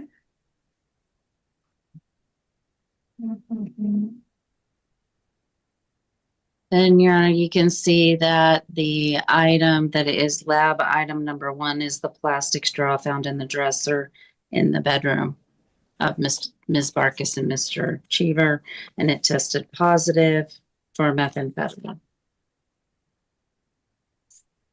Looks like, yes. Thank you. This exhibit is admitted. Any other evidence, Ms. Gillette?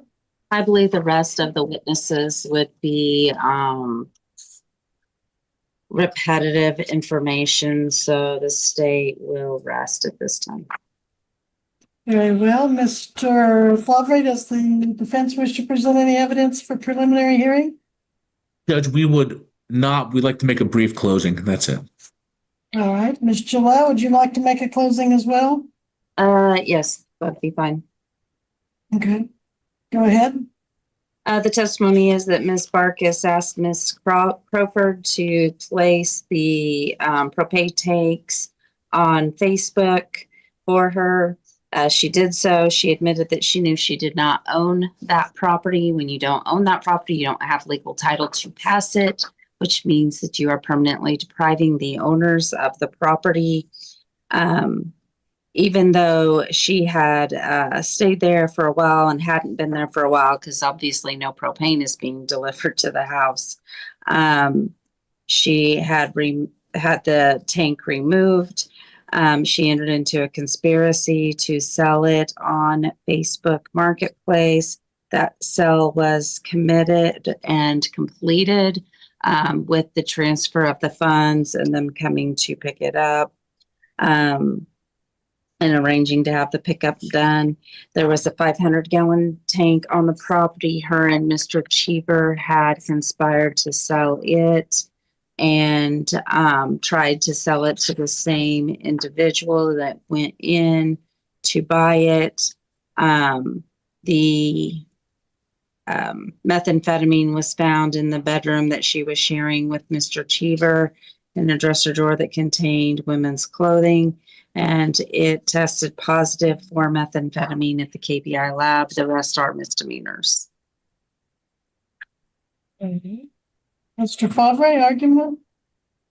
So, Judge, I would start with the one that I think is probably the one the state has the best evidence for, which is the pet straw. I think that the KBI lab is what it is. I think the question with that felony is ownership and possession, and I think that there's some question as to where Miss Barkis was in the house. There's an assumption that she was there based on women's clothing, but there wasn't any direct evidence regarding testimony of where she was staying or her living there. There wasn't any direct evidence of an ID being found near that cut straw. So I think there's definitely some doubt that could be asserted there. We're here for probable cause, so I'll just leave that there with that thought. The other two, probable cause is a low burden, but I still think we have serious gaps here that maybe we did not hit for those 2 level 10 felonies. Particularly, I'm very concerned with the evidence regarding the 500-gallon propane tank. I heard no direct evidence regarding what part Ms. Barkis played in the conspiracy to possess that stolen property. There was no evidence that she was alleged to have taken it that was ever presented. There was no direct evidence of what was said that was a statement of her furthering in any way a conspiracy to sell that 500-gallon tank.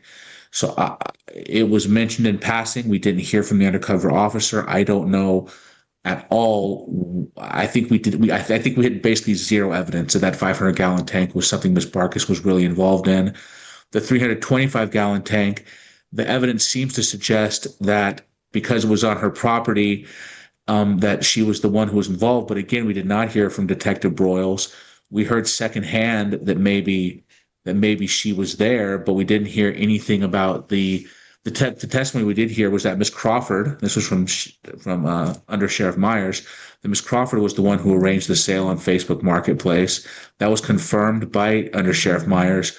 There was no testimony that Miss Barkis was involved directly in that other than secondhand. Again, we did not hear from anybody who directly heard or worked with Miss Barkus in the purchase of that tank. And so I think we have serious question as to the probable cause even of the 325 gallon tank. So we asked the court not bind Ms. Barkus over, at least on counts 1 and 2. And then again, we think there's some question about count 3, but at least on 1 and 2, we think that there's significant issues with even hitting probable cause level standard. Well, Mr. Fabre points out that this is a probable cause burden much lower than at trial, but the burden is beyond a reasonable doubt.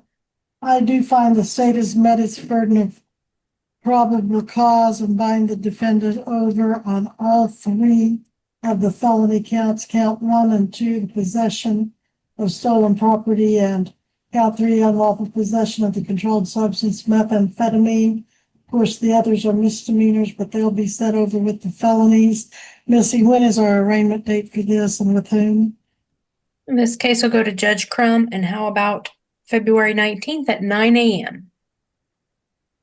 February 19th at 9 a.m. will be the arraignment. Defendant and defense counsel are ordered to reappear before Judge Crum. February 19th at 9 a.m. Missy, I presume that's by Zoom, is that correct? That's correct. And I'm going to go ahead and bring the witnesses back so we can tell them. Okay, that'll be fine. Yes, that's a good idea. All right, folks, I have found probable cause to bind the defendant over for arraignment before Judge Crum, February 19th at 9 a.m. Again, that is for arraignment. You will not have to be here, but you may choose to for one reason. If a trial is set, you may want to be aware of that trial date and let your prosecutor know if it's a conflict. That's just for one reason. You may just be interested and want to appear. And so that's the next order of business in this case is arraignment, at which time the defendant will enter her pleas to the felonies and the remaining misdemeanors in these counts. Until that time, Ms. Barkus, I will continue bond with the added condition to all existing conditions that you and counsel again reappear before Judge Crum for arraignment, February 19th, 9 a.m. Anything else that we need to address, counsel? No, that's the only thing else I can think of. Oh, Judge, thank you. All right. Thank you. We'll be in recess at this time. You all are excused from today's hearing. All right. Our next matter is 2602. This one is Guadalupe Acosta versus Kenneth George Chandler and Joseph Jimenez. Do I have someone here on behalf of Guadalupe Acosta? I see, Ms. Acosta, I can see that you're on your phone. You'll need to press *6 to unmute.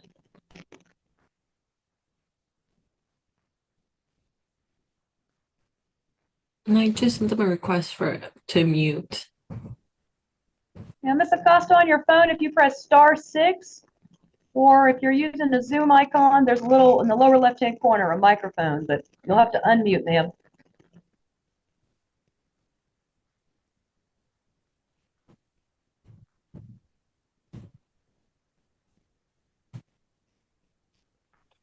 How's that? That's wonderful. Thank you. How's that? Good afternoon.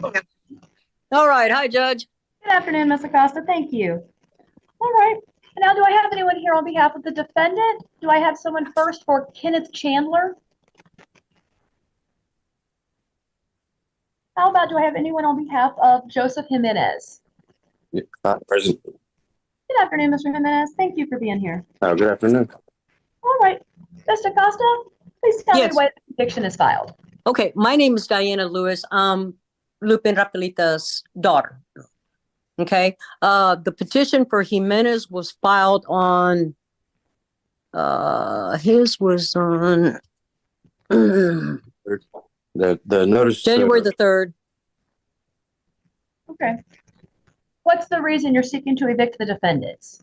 The guy just showed up, started staying, got a handful of people that are just staying at the house and tearing up my house, filling it full of crap, rummaging through the neighbors' garages, rummaging through the maintenance guy's truck that I sent Okay, over there to, Miss you know, Acosta. just troubles. Miss Acosta, Miss Acosta. Yes. Sorry.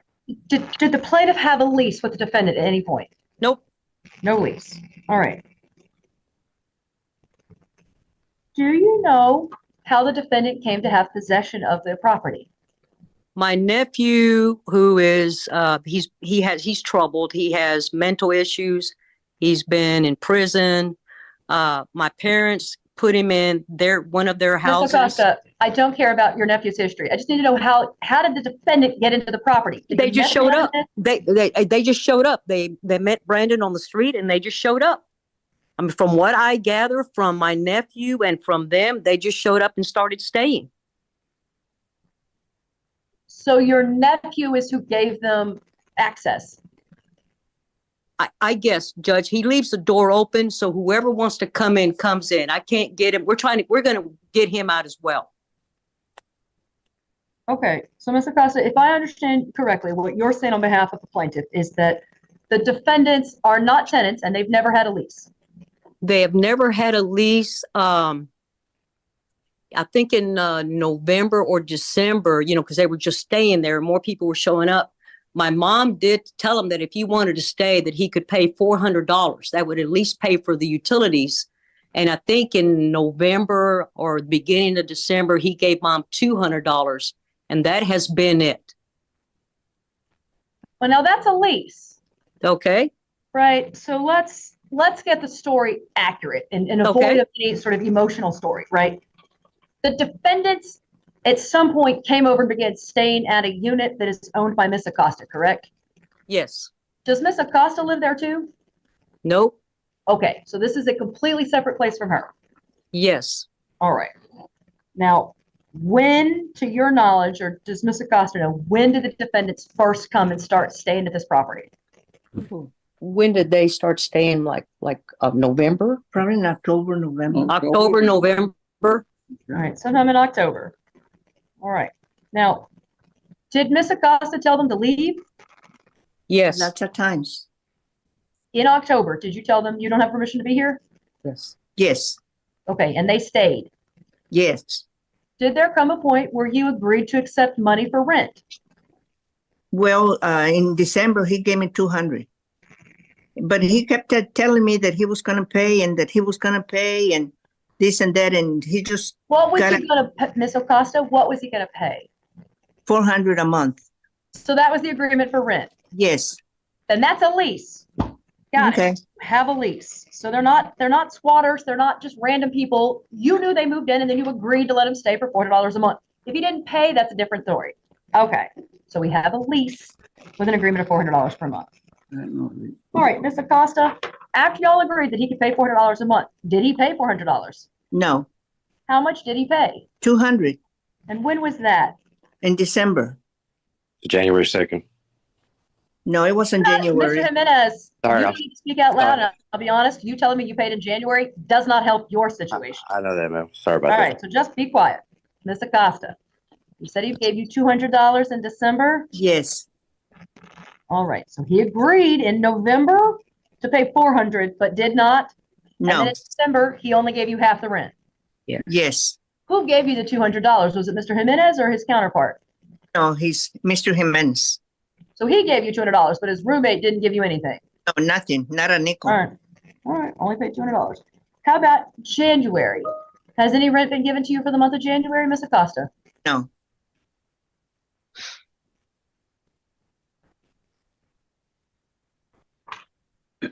All right. Did you give them a notice to vacate? Yes. When was that? Served Jimenez on January the 3rd.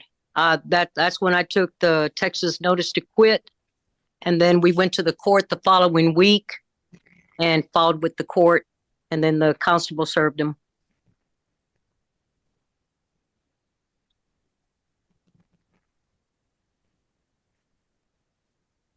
Ms. Acosta, the notice to vacate that you provided the defendants, did it give them an opportunity to pay and cure? Let me see. Yes, we asked for $400, and if payment was not made, within 3 days. And that was on January the 3rd. All right.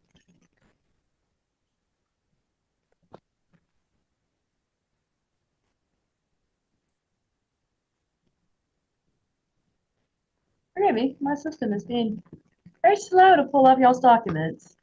No, Are you yeah, having anything with Odyssey? 'Cause, I pardon mean, me? is Odyssey broken slow for you? I mean, it is Yeah, begging it to keeps pull up. spinning, and it took a long time to try to send the documents to you. No, mine's been going fine actually. Let me see. Let me try opening a document. All right, I'm gonna just share my screen to see this notice to quit to Joseph Jimenez dated January 3rd. In accordance with the laws of the state of Texas, within 3 days of service, either pay cash to the undersigned landlord against the back due rentee,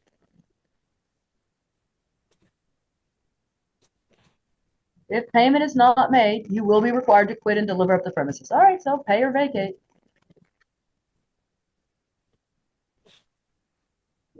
And Ms. Acosta, did the defendant make payment in full? No.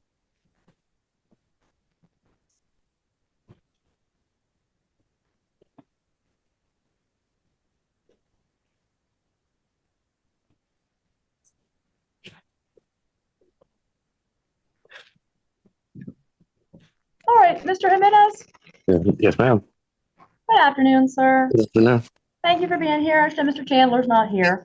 All right. All right, Ms. Acosta, after we've had a little bit of conversation, understand that it sounds like you and Mr. Chandler entered into a lease with Ms. Acosta for her premises at the rate of $400 a month. Is that correct? Yes, ma'am. Hello. And December the 1st. Mr. Chandler is here. Mr. Chandler, are you here?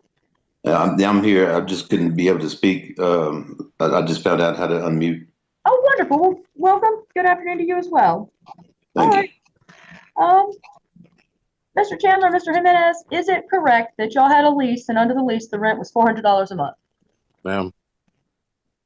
We came up with a verbal agreement where that paid up until halfway through December because we performed we remodeled the kitchen, painted everything, repainted, prepped, painted everything, and then we agreed that it would, for me and Chandler, it would pay up until the halfway through December, and then during that agreement, agreed that we would be painting the living room as well to pay for the rest of the year, and then on January 2nd is when that $400 payment would be due.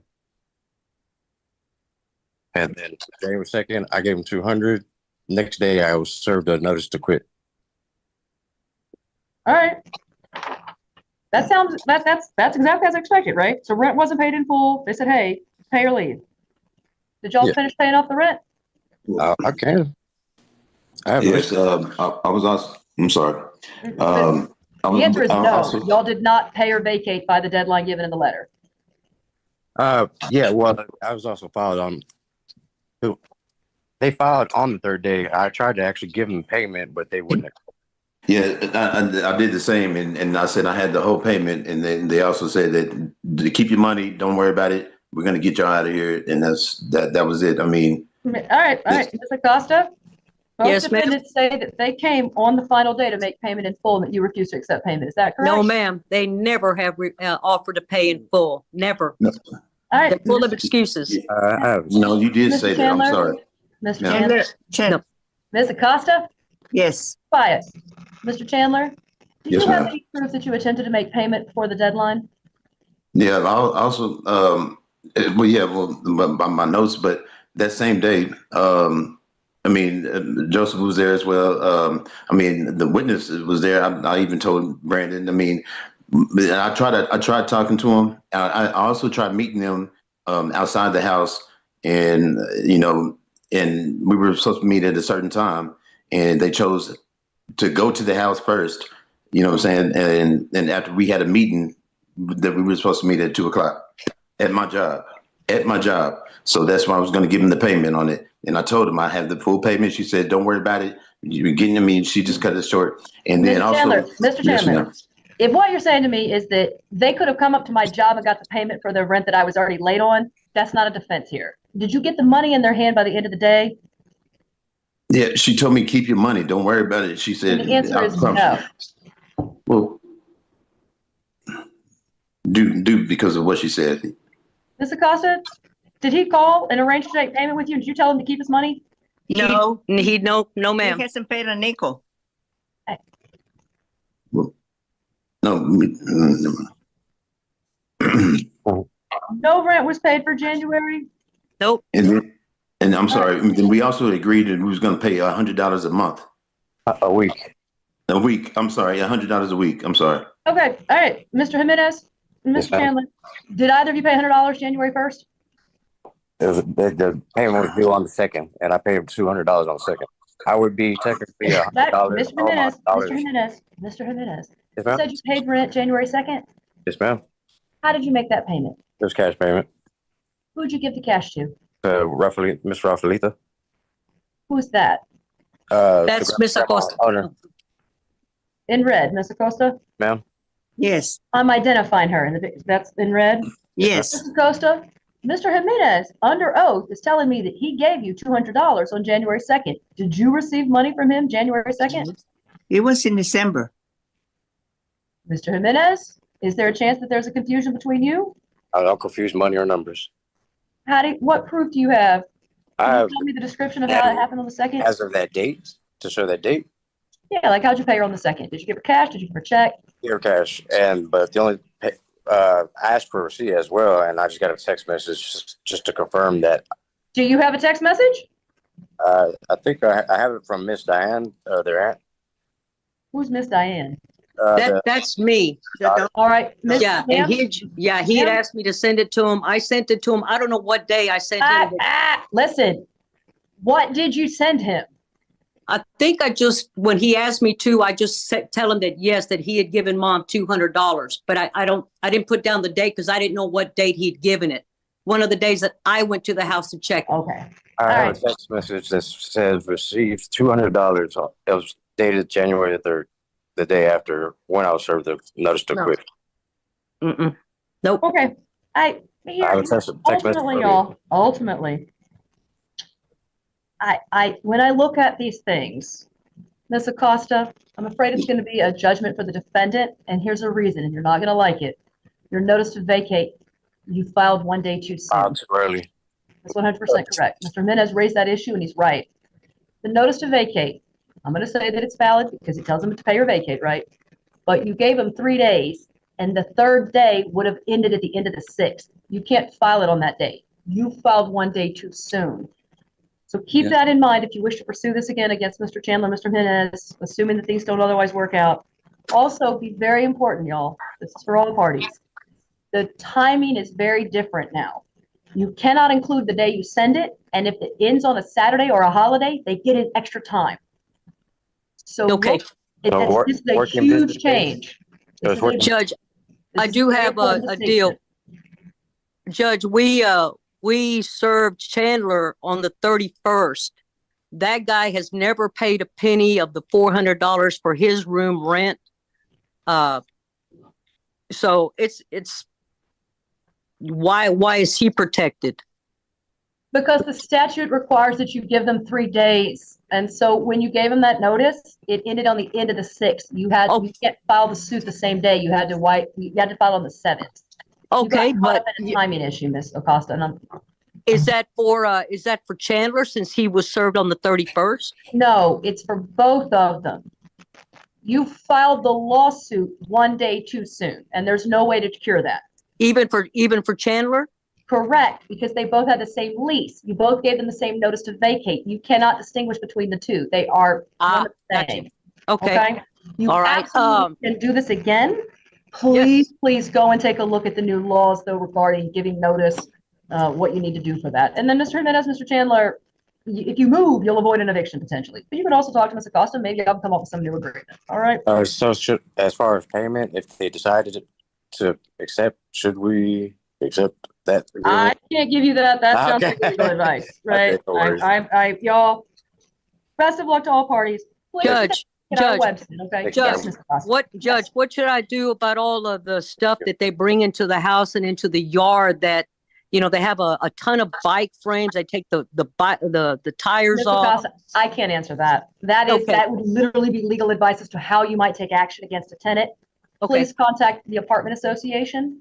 They probably have some information. It's not an apartment, it's a home. I know that, but they have a lot of information on their website about renting in general that might be useful to you. Okay. Any and all landlord agencies. Okay, I will go file more paperwork. Thank you. All right. Good luck to everyone. I really appreciate it. Thank you all very, very much. Thanks, Y'all ma'am. have a better day. Okay. Thank you. Have a good day. All right. Okay, so we're gonna go file on them again. I'm gonna call the lawyer. Okay. All right. All right. Then 26/2005. I'm sorry, it's 26/00/0005. All right. And this is Shrabashay Patel versus Leslie McMillan. Do I have someone here on behalf of Patel?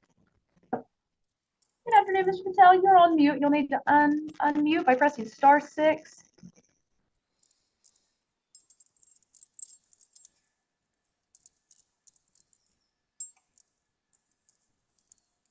Mr. Patel, you'll have to press *6 or choose the button to unmute.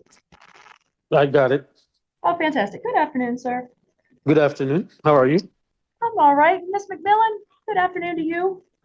Good afternoon, Judge. All right. Now, Mr. Patel, Miss McMillan, I recognize that we've seen each other before. Yes, ma'am. Okay. So let me ask a few questions, because my hope is that I can, remember the court is an impartial third party, but my hope is that by having you both today and asking you some questions, maybe you both can get where you're aiming to go. Because I know that you both want something. It's a matter of, let's see if we can all get there, okay? So Mr. Patel, let me ask you a question. Is Miss McMillan physically, I understand she has items, but is she personally, as a human being, is she currently residing in, was it number 105? Yes. Is she currently using number 105 for more than just her items? Yes. When is the last time, to your knowledge, that Miss McMillan came and used the room? Well, I have no idea, ma'am. I'm working 24 hours. I got to do what I was doing here at the front desk. She's come and gone. Okay. All right. So you don't have personal knowledge. Mr. Patel, here's my other question. When's the last time Miss McMillan gave you any money? The last time she gave me money was on sometimes in September 2025. Okay.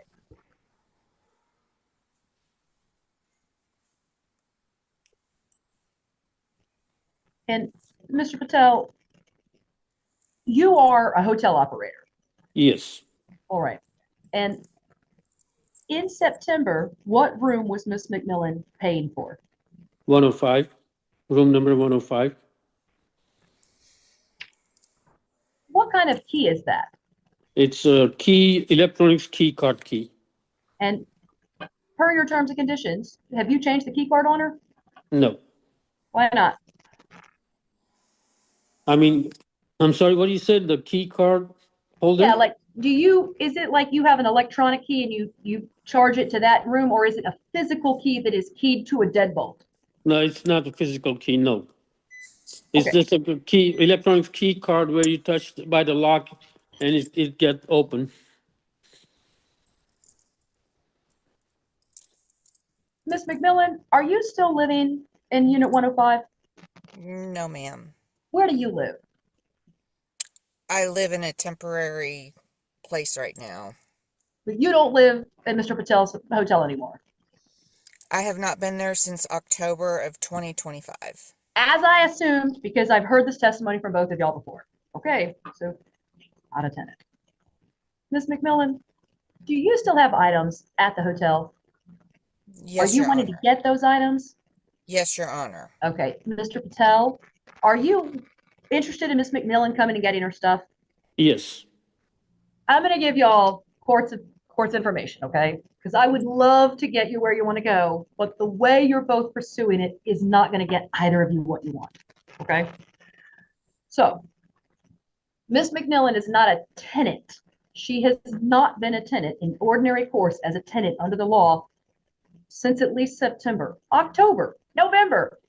You are a lodger, Mr. Patel. As a hotel operator, your own receipts tell me that it is a lodging situation. She was paying to be a lodger for 30 days in advance, and then she stopped paying, at which case she's no longer a lodger. You're a hotel operator. She's not a tenant. That's why when you previously tried to evict her, I said you can't because she's not a tenant, right? If what you're trying to do is recover money or get rid of her stuff, there is a different mechanism for that. It's a different kind of civil suit, but an eviction will not get you where you want to go because she's not a tenant. In the same vein, Ms. McMillan, if you want to recover your items, a writ of reentry will not do it for you because you're not a tenant. If you are interested in filing a writ of retrieval, you might be eligible for that. And that is the document that you might want to encourage or look at or talk to legal aid about. Is this something for me, right? Now, that's just legal mechanisms. Mr. Patel, as a hoteler, you have rights and responsibilities for items that are left in the unit once someone leaves the hotel. You can contact any legal attorney you want about what to do with those items. Having said that, there's nothing whatsoever that prevents the two of you from agreeing to have a time where you come together. Ms. McMillan gets her stuff, and then Ms. Patel, you get your room back. But she's not a tenant sufficient for an eviction. And Ms. McMillan, likewise, I cannot give you a reentry because you don't have the right to be there. You both may have some other things you can do about the property that remains, if indeed you want to go and get it. Excuse me, Judge. I already had a writ of reentry I know. in this case, and I already won an eviction. I prevailed in the last one. Ms. McMillan, I agree. He can't evict you because you're not a tenant. And I gave you a writ of reentry, but once we tried to serve it, we found out it didn't really qualify anymore. And so at this stage, if you filed for a new writ of reentry, I would deny it for the very testimony you just told me. You're not a tenant. A writ of retrieval, writ of retrieval may very well get you back the same things you want. We have an oral lease, just like with the Acostas that had an oral lease. I've been paying for over a year and a half, month to month, oral lease. And Ms. McMillan. And I had you heard the video of him saying I'm a tenant. It was a tenant. And there's other people that are tenants there in cottages there. Ms. McMillan, Mr. Patel, the court has exhausted its information that it provides you. And I will say it again. I don't find any of your testimony to establish for me a lease here. Not anymore. You may have once been a tenant, but you're not. If you're trying to get back your property, there is another method for that. And Mr. Patel, if you're trying to remove her property, please seek legal advice as to how to do that. There is not right now a sufficient landlord-tenant relationship between the two parties. So an eviction is going to fail. How could I have won an eviction and then been locked out and I prevailed in it, and then now all of a sudden I can't win another eviction? How is that even possible? You're winning the eviction because you're not a tenant, Ms. McMillan. That's what I'm saying. You keep saying you won the eviction. You were sued to be evicted, and you won because you weren't evicted, and you can't be evicted if you're not a tenant. It's like saying I can't get you divorced if you've never been married. Y'all are not married anymore. It was because he didn't give a proper notice to vacate. That's the reason why. That was then. Today, though, right now, Mr. Patel It's the same situation. Ms. He McMillan, refiled and he McMillan. refiled and he refiled. Do you want to be evicted or do you want to win again? I just want my stuff, but I have more rights. Ms. McMillan, I've even called legal aid on your behalf. Look at, I'm going to say this, writ of reentry will fail because you are not a tenant, as you just testified. There's other versions out there. That's not what I testified to. I testified that I have not been able to stay there, as is my legal right, since October of 2025 because of his violence. I would have stayed there if the owner would have been served, the true owner. I had every right to be there. I prevailed in the eviction. I haven't been able to stay there because I'm afraid of this guy because of his violent behavior. Ms. McMillan, have you paid rent for January or December? No. then he you would owes be, me money. Ms. McMillan, then you would be evicted today for non-payment. You see? Either you're evicted But he for didn't even non-payment. file the proper notice to vacate. I actually don't see that. It looks like his notice to vacate was fine. I just say it's failed. Can you file a notice, which I haven't even been served, so I haven't even seen it. He doesn't ever serve any of the documents that he gives to you all. And then can he file a notice to vacate when the appeal window is still in the appeal for the last eviction? Yes. Yes. Really? Yes. Okay. The landlord can exercise all of their rights. He can appeal and give you notice to vacate all in the same day. And then he can reuse the same notice to vacate because he dismissed that eviction and he refiled the same day and did not give me another notice to vacate. He can try, but I've just found against him. Ma'am, I did. She came on December 5th. I did like the way in an envelope, set it up outside and inside the room. She came and picked it up. As I see it, as y'all have explained it, there are two options for what I can give you. Either Ms. McMillan is a tenant who's not paid her rent and she's evicted today for non-payment, or Mr. Patel doesn't have a tenant because she hasn't resided there in well over a month, and as a result, case is dismissed. Neither of you are happy with that outcome, but that's what I'm left with, and that's the ruling. Court says plaintiff take nothing. I don't find that Ms. McMillan's a tenant, and Ms. McMillan, no other conversation. Please contact legal aid about how to recover your property when you are not a tenant. There is a method for that. There's a form for it, and I am happy to sign it, and you can go and get your stuff from Mr. Patel, who wants you to get your stuff and leave. Okay. All parties are excused. Is it like a Ms. McMillan, what's that? Like, how long do I have to get it? Did you see like the U-Haul reservation that I had already like planned before he locked me out? I still don't have a key. I'm afraid of this guy. I've asked for protection from this man since I filed the original writ of reentry.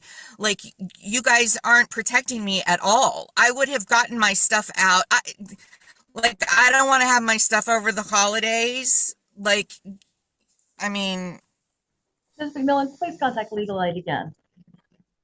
Please. Okay, and Mr. Patel, please contact a lawyer.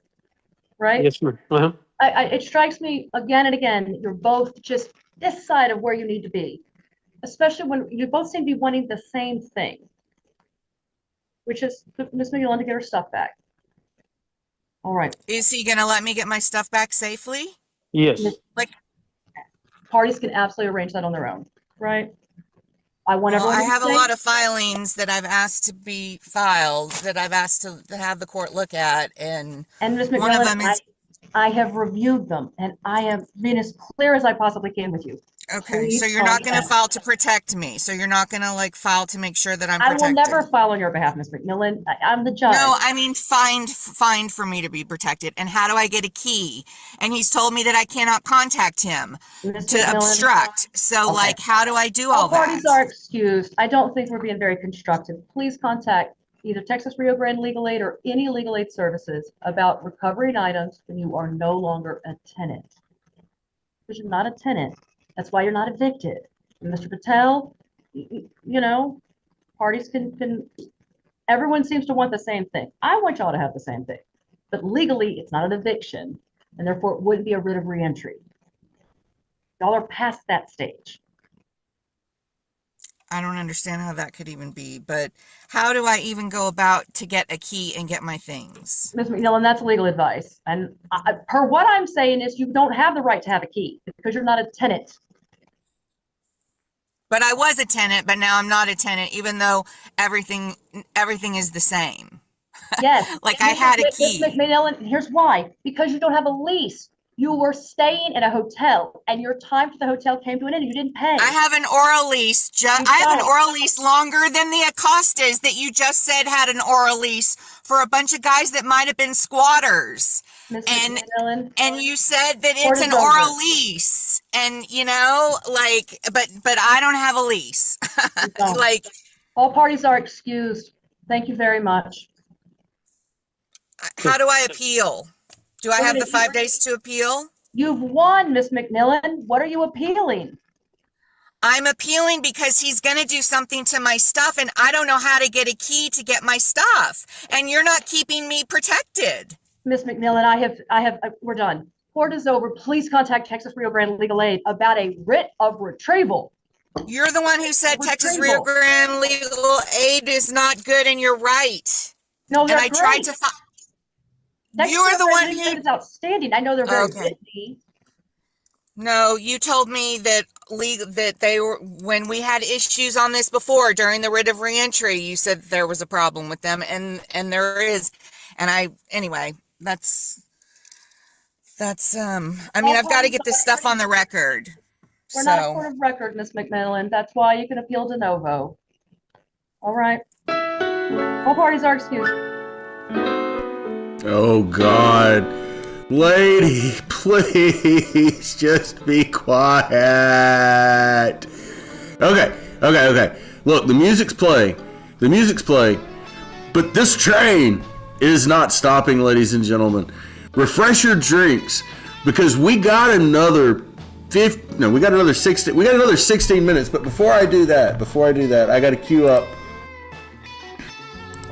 queue something up. Because, I got a special end tune for tonight. It's provided for us specifically by Sovereign Legal Encounters. Mr. Hutch is providing the end tunes, which will come after the bonus case, which is coming up right after right after I ask. Is everybody ready? Does anybody want a bonus case? This is actually not the end of the stream, but does everybody want a bonus case? How do y'all feel about a bonus case? Anybody? I think. Okay. My mic is clipping. Really? How's that? Is that better? Is my mic no longer clipping? I just want to make sure. I mean, I work hard on this mic. The mic issue drives me crazy. Drives me absolutely nuts. Okay. All better. Yay. That's what I like to hear. Okay, ladies and gentlemen. So, for the bonus, we're going to East Lansing, Michigan, ladies and gentlemen, for a judge I like to see every once in a while because she's so doggone cute and, man, she's kind of fiery too sometimes. It's Judge Greenwalt, ladies and gentlemen. And she's coming up right up next. After I do this, I'm gonna do this, and should I let the music play out? Okay, here we go.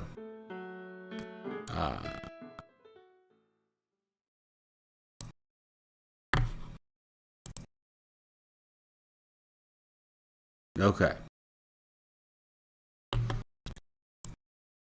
Judge Greenwalt, ladies and gentlemen. This is the end of the show. And then a special tune from our friend Hutch.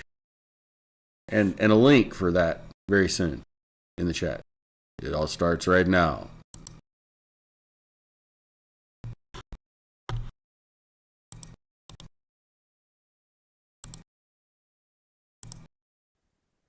Good morning. Calling the matter of Capital One versus Allison McKinney.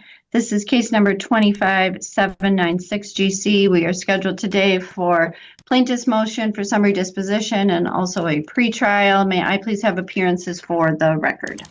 Good morning, Your Honor. Jeff Werber, P67124 on behalf of the plaintiff. Good morning, Ms. McKinney. Hi, this is Allison McKinney. Okay.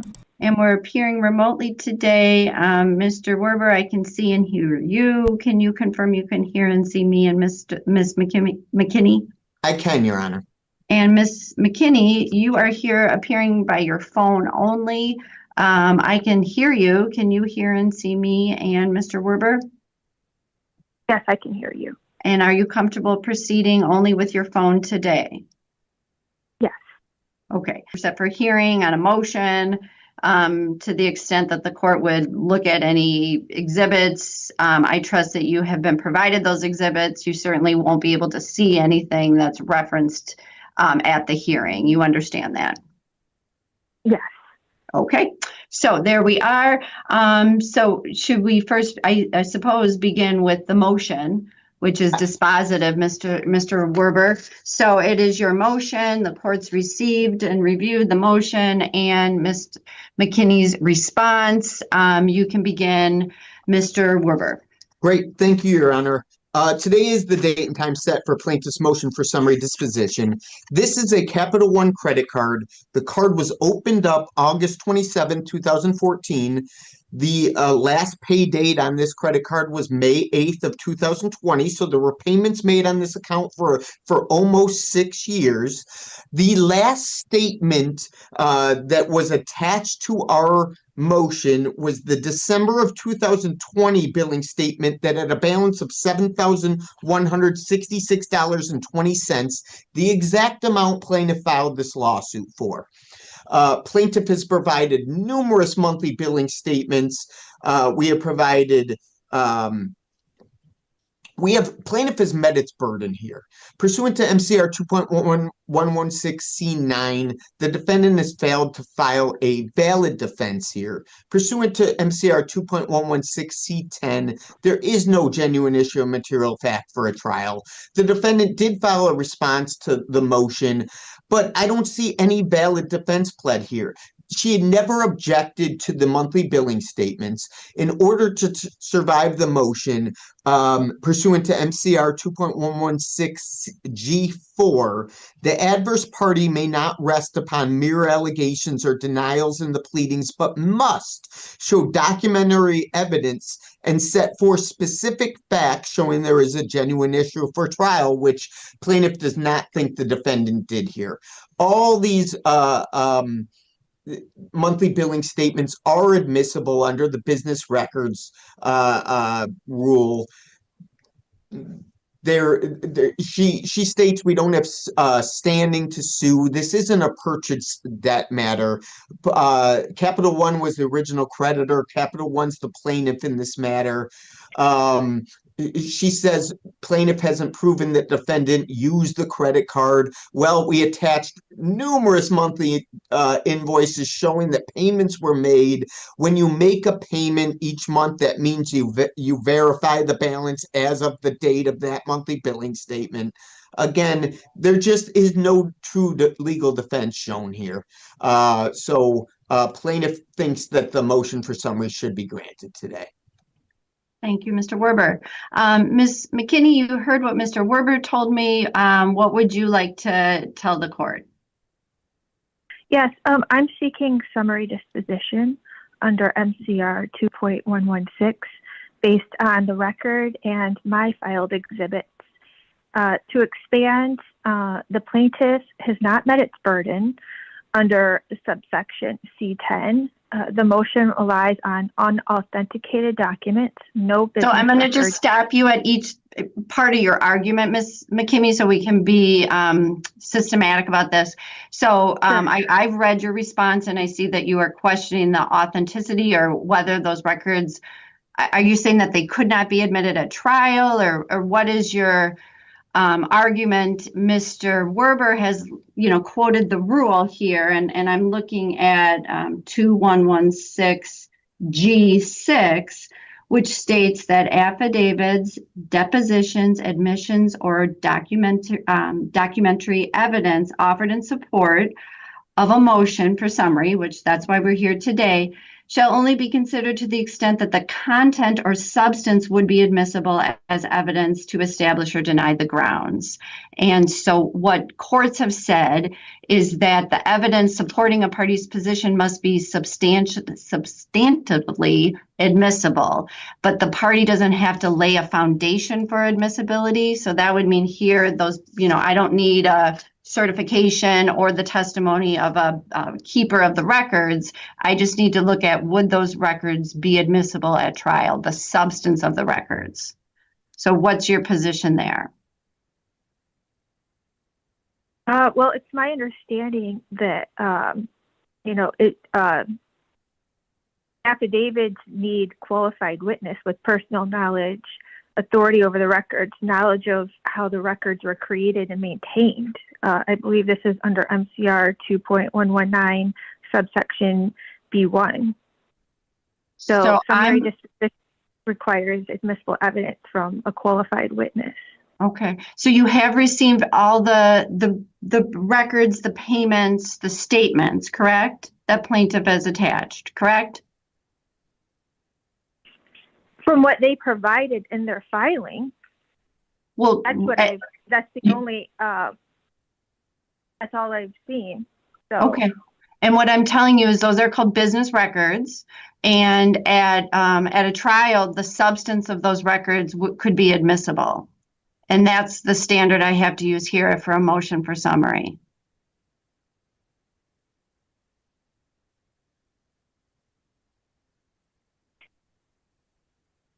So you can continue. I'm telling you that argument or your response and saying that evidence can't be considered is just not legally correct. So okay.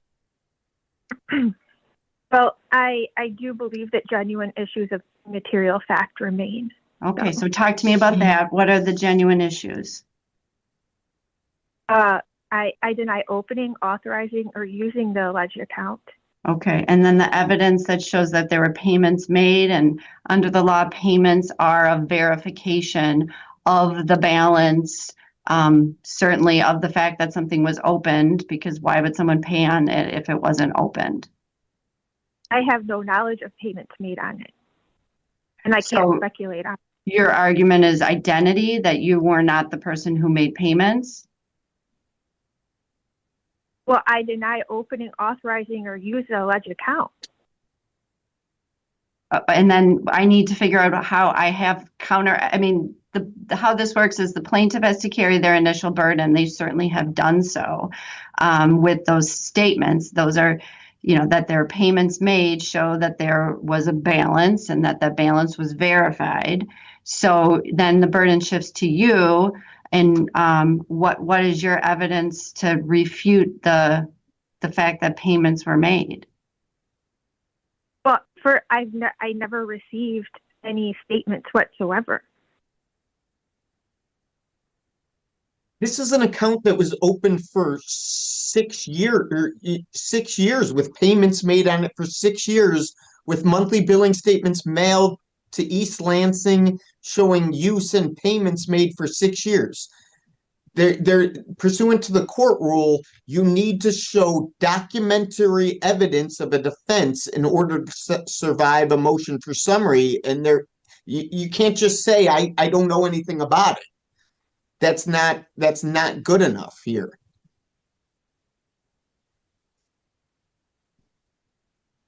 Well, a name on an unauthenticated document is not proof of mailing or receipt. It's also not proof of identity or authorization under the court rules. Okay, well, it is, that the fact that there were payments made, and I have evidence to that, and those records are, the substance of those would be admissible. So I can rely on them. There were payments made for an extensive period of time. So, Ms. McKinney, I want to listen to you. If you're telling me that there's something I'm missing, that in some ways this is a somewhat straightforward case. If there's something that I should know, please, this is your opportunity to tell me. Is there an identity issue? Did you submit an affidavit to that effect? Is this a case of fraud? Well, What are you personally, arguing? I did not know about this account. Apparently, in the initial filing that I received, they said that this was dismissed. This case was dismissed in 2021. I had no knowledge of this, not until I was served, I guess, in October. So let's pause there, Mr. I Werber. raised it as soon as I was properly served, you know. Right.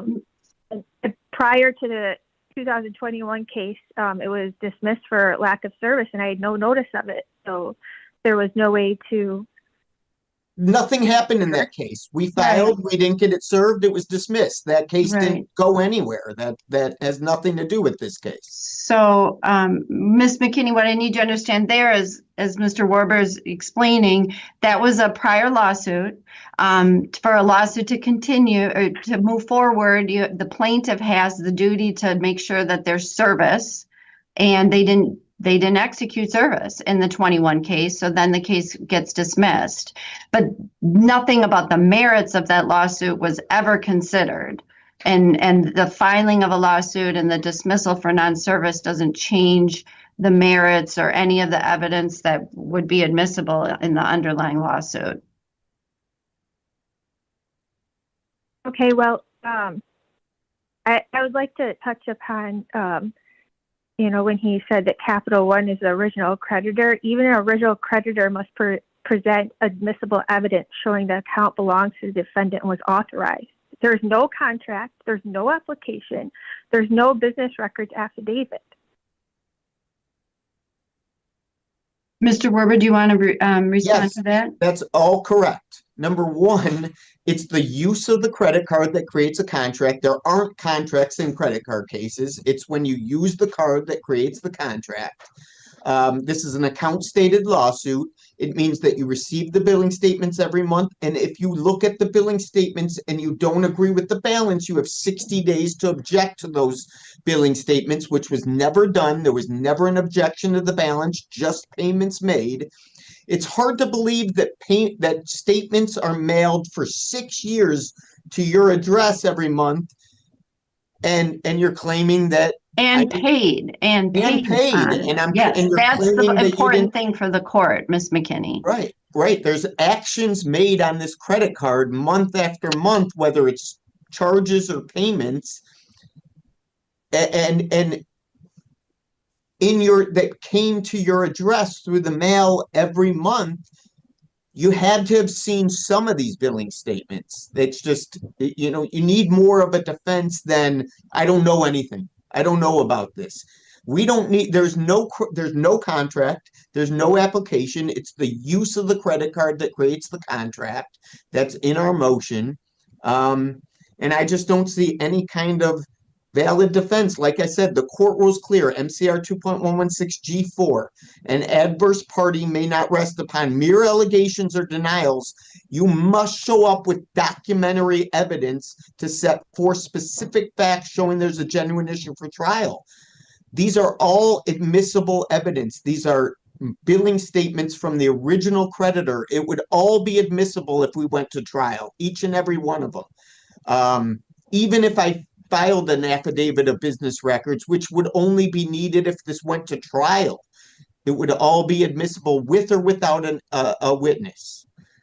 So again, I ask that the court grant plaintiff's motion. Okay, and the court will do so, having listened to the arguments here today and having reviewed the motion and the response and the accompanying briefs and exhibits for the reasons stated on the record. The motion for summary disposition is appropriate. I object to that. Okay. I want to preserve that for the record. So. Okay, absolutely. And that is preserved, and you will have an ability to appeal the ruling. But my ruling today is granting, and Ms. McKinney, I'm going to make my ruling now, so it's important I get to make a record and speak and not be interrupted. The ruling is granted under C9 for no valid, for the defendant not presenting a a valid defense. And also under C10, the court finding that there is no genuine issue of material fact and that the moving party is entitled to summary disposition. And Mr. Werber, will you be submitting an order? Yes, I will. Thank you, Your Honor.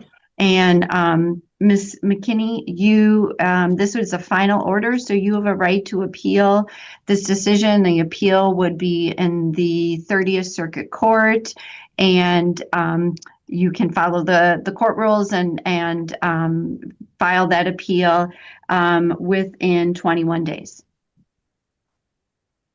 Thank you. So with that, that's all for this record. Thank you. Thanks, Your Honor.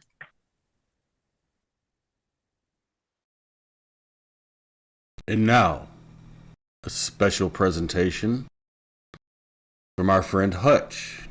It's Sovereign Legal Encounters. Yeah.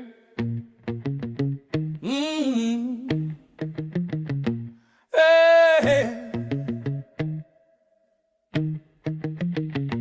Got a stack of papers, bottom of the net.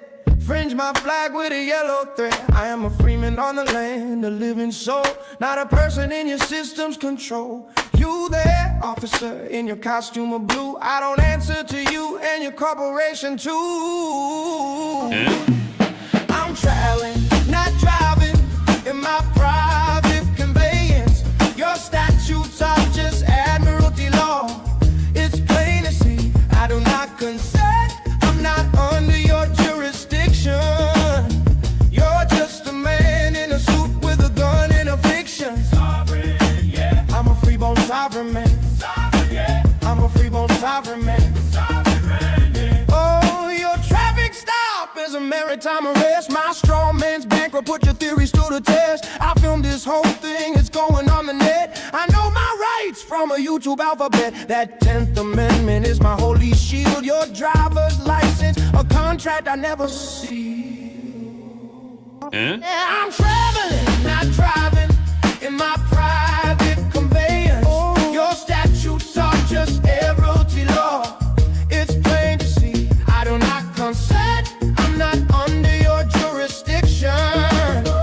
You're just a man in a suit with a gun and a fiction. Sovereign, yeah, I'm a freeborn sovereign man. Sovereign. I'm a freeborn sovereign man. Everybody, go to Hutch's website to check that full video out.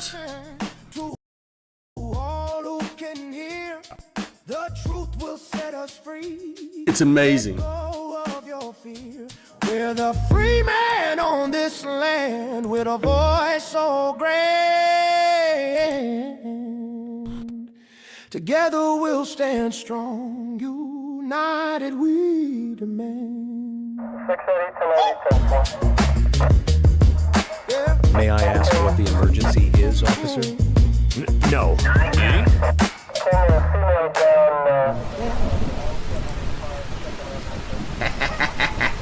That was awesome, Hutch. It's awesome. Ladies and gentlemen, that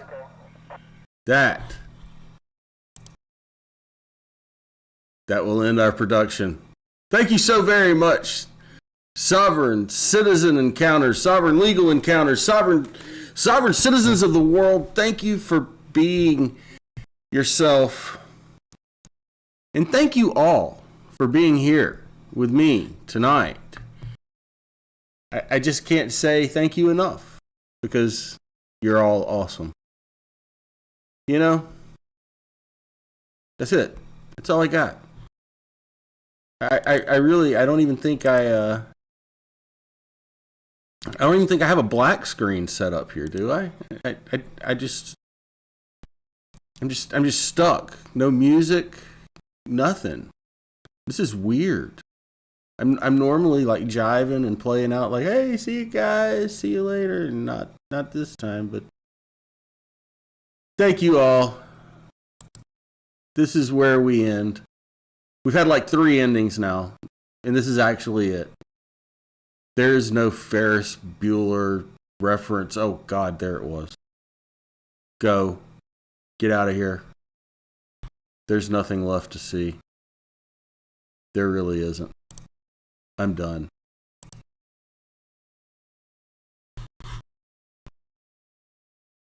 I lied. I lied. Yes. Legal aid. You told. Well, you can appeal de novo. All right. I need my song.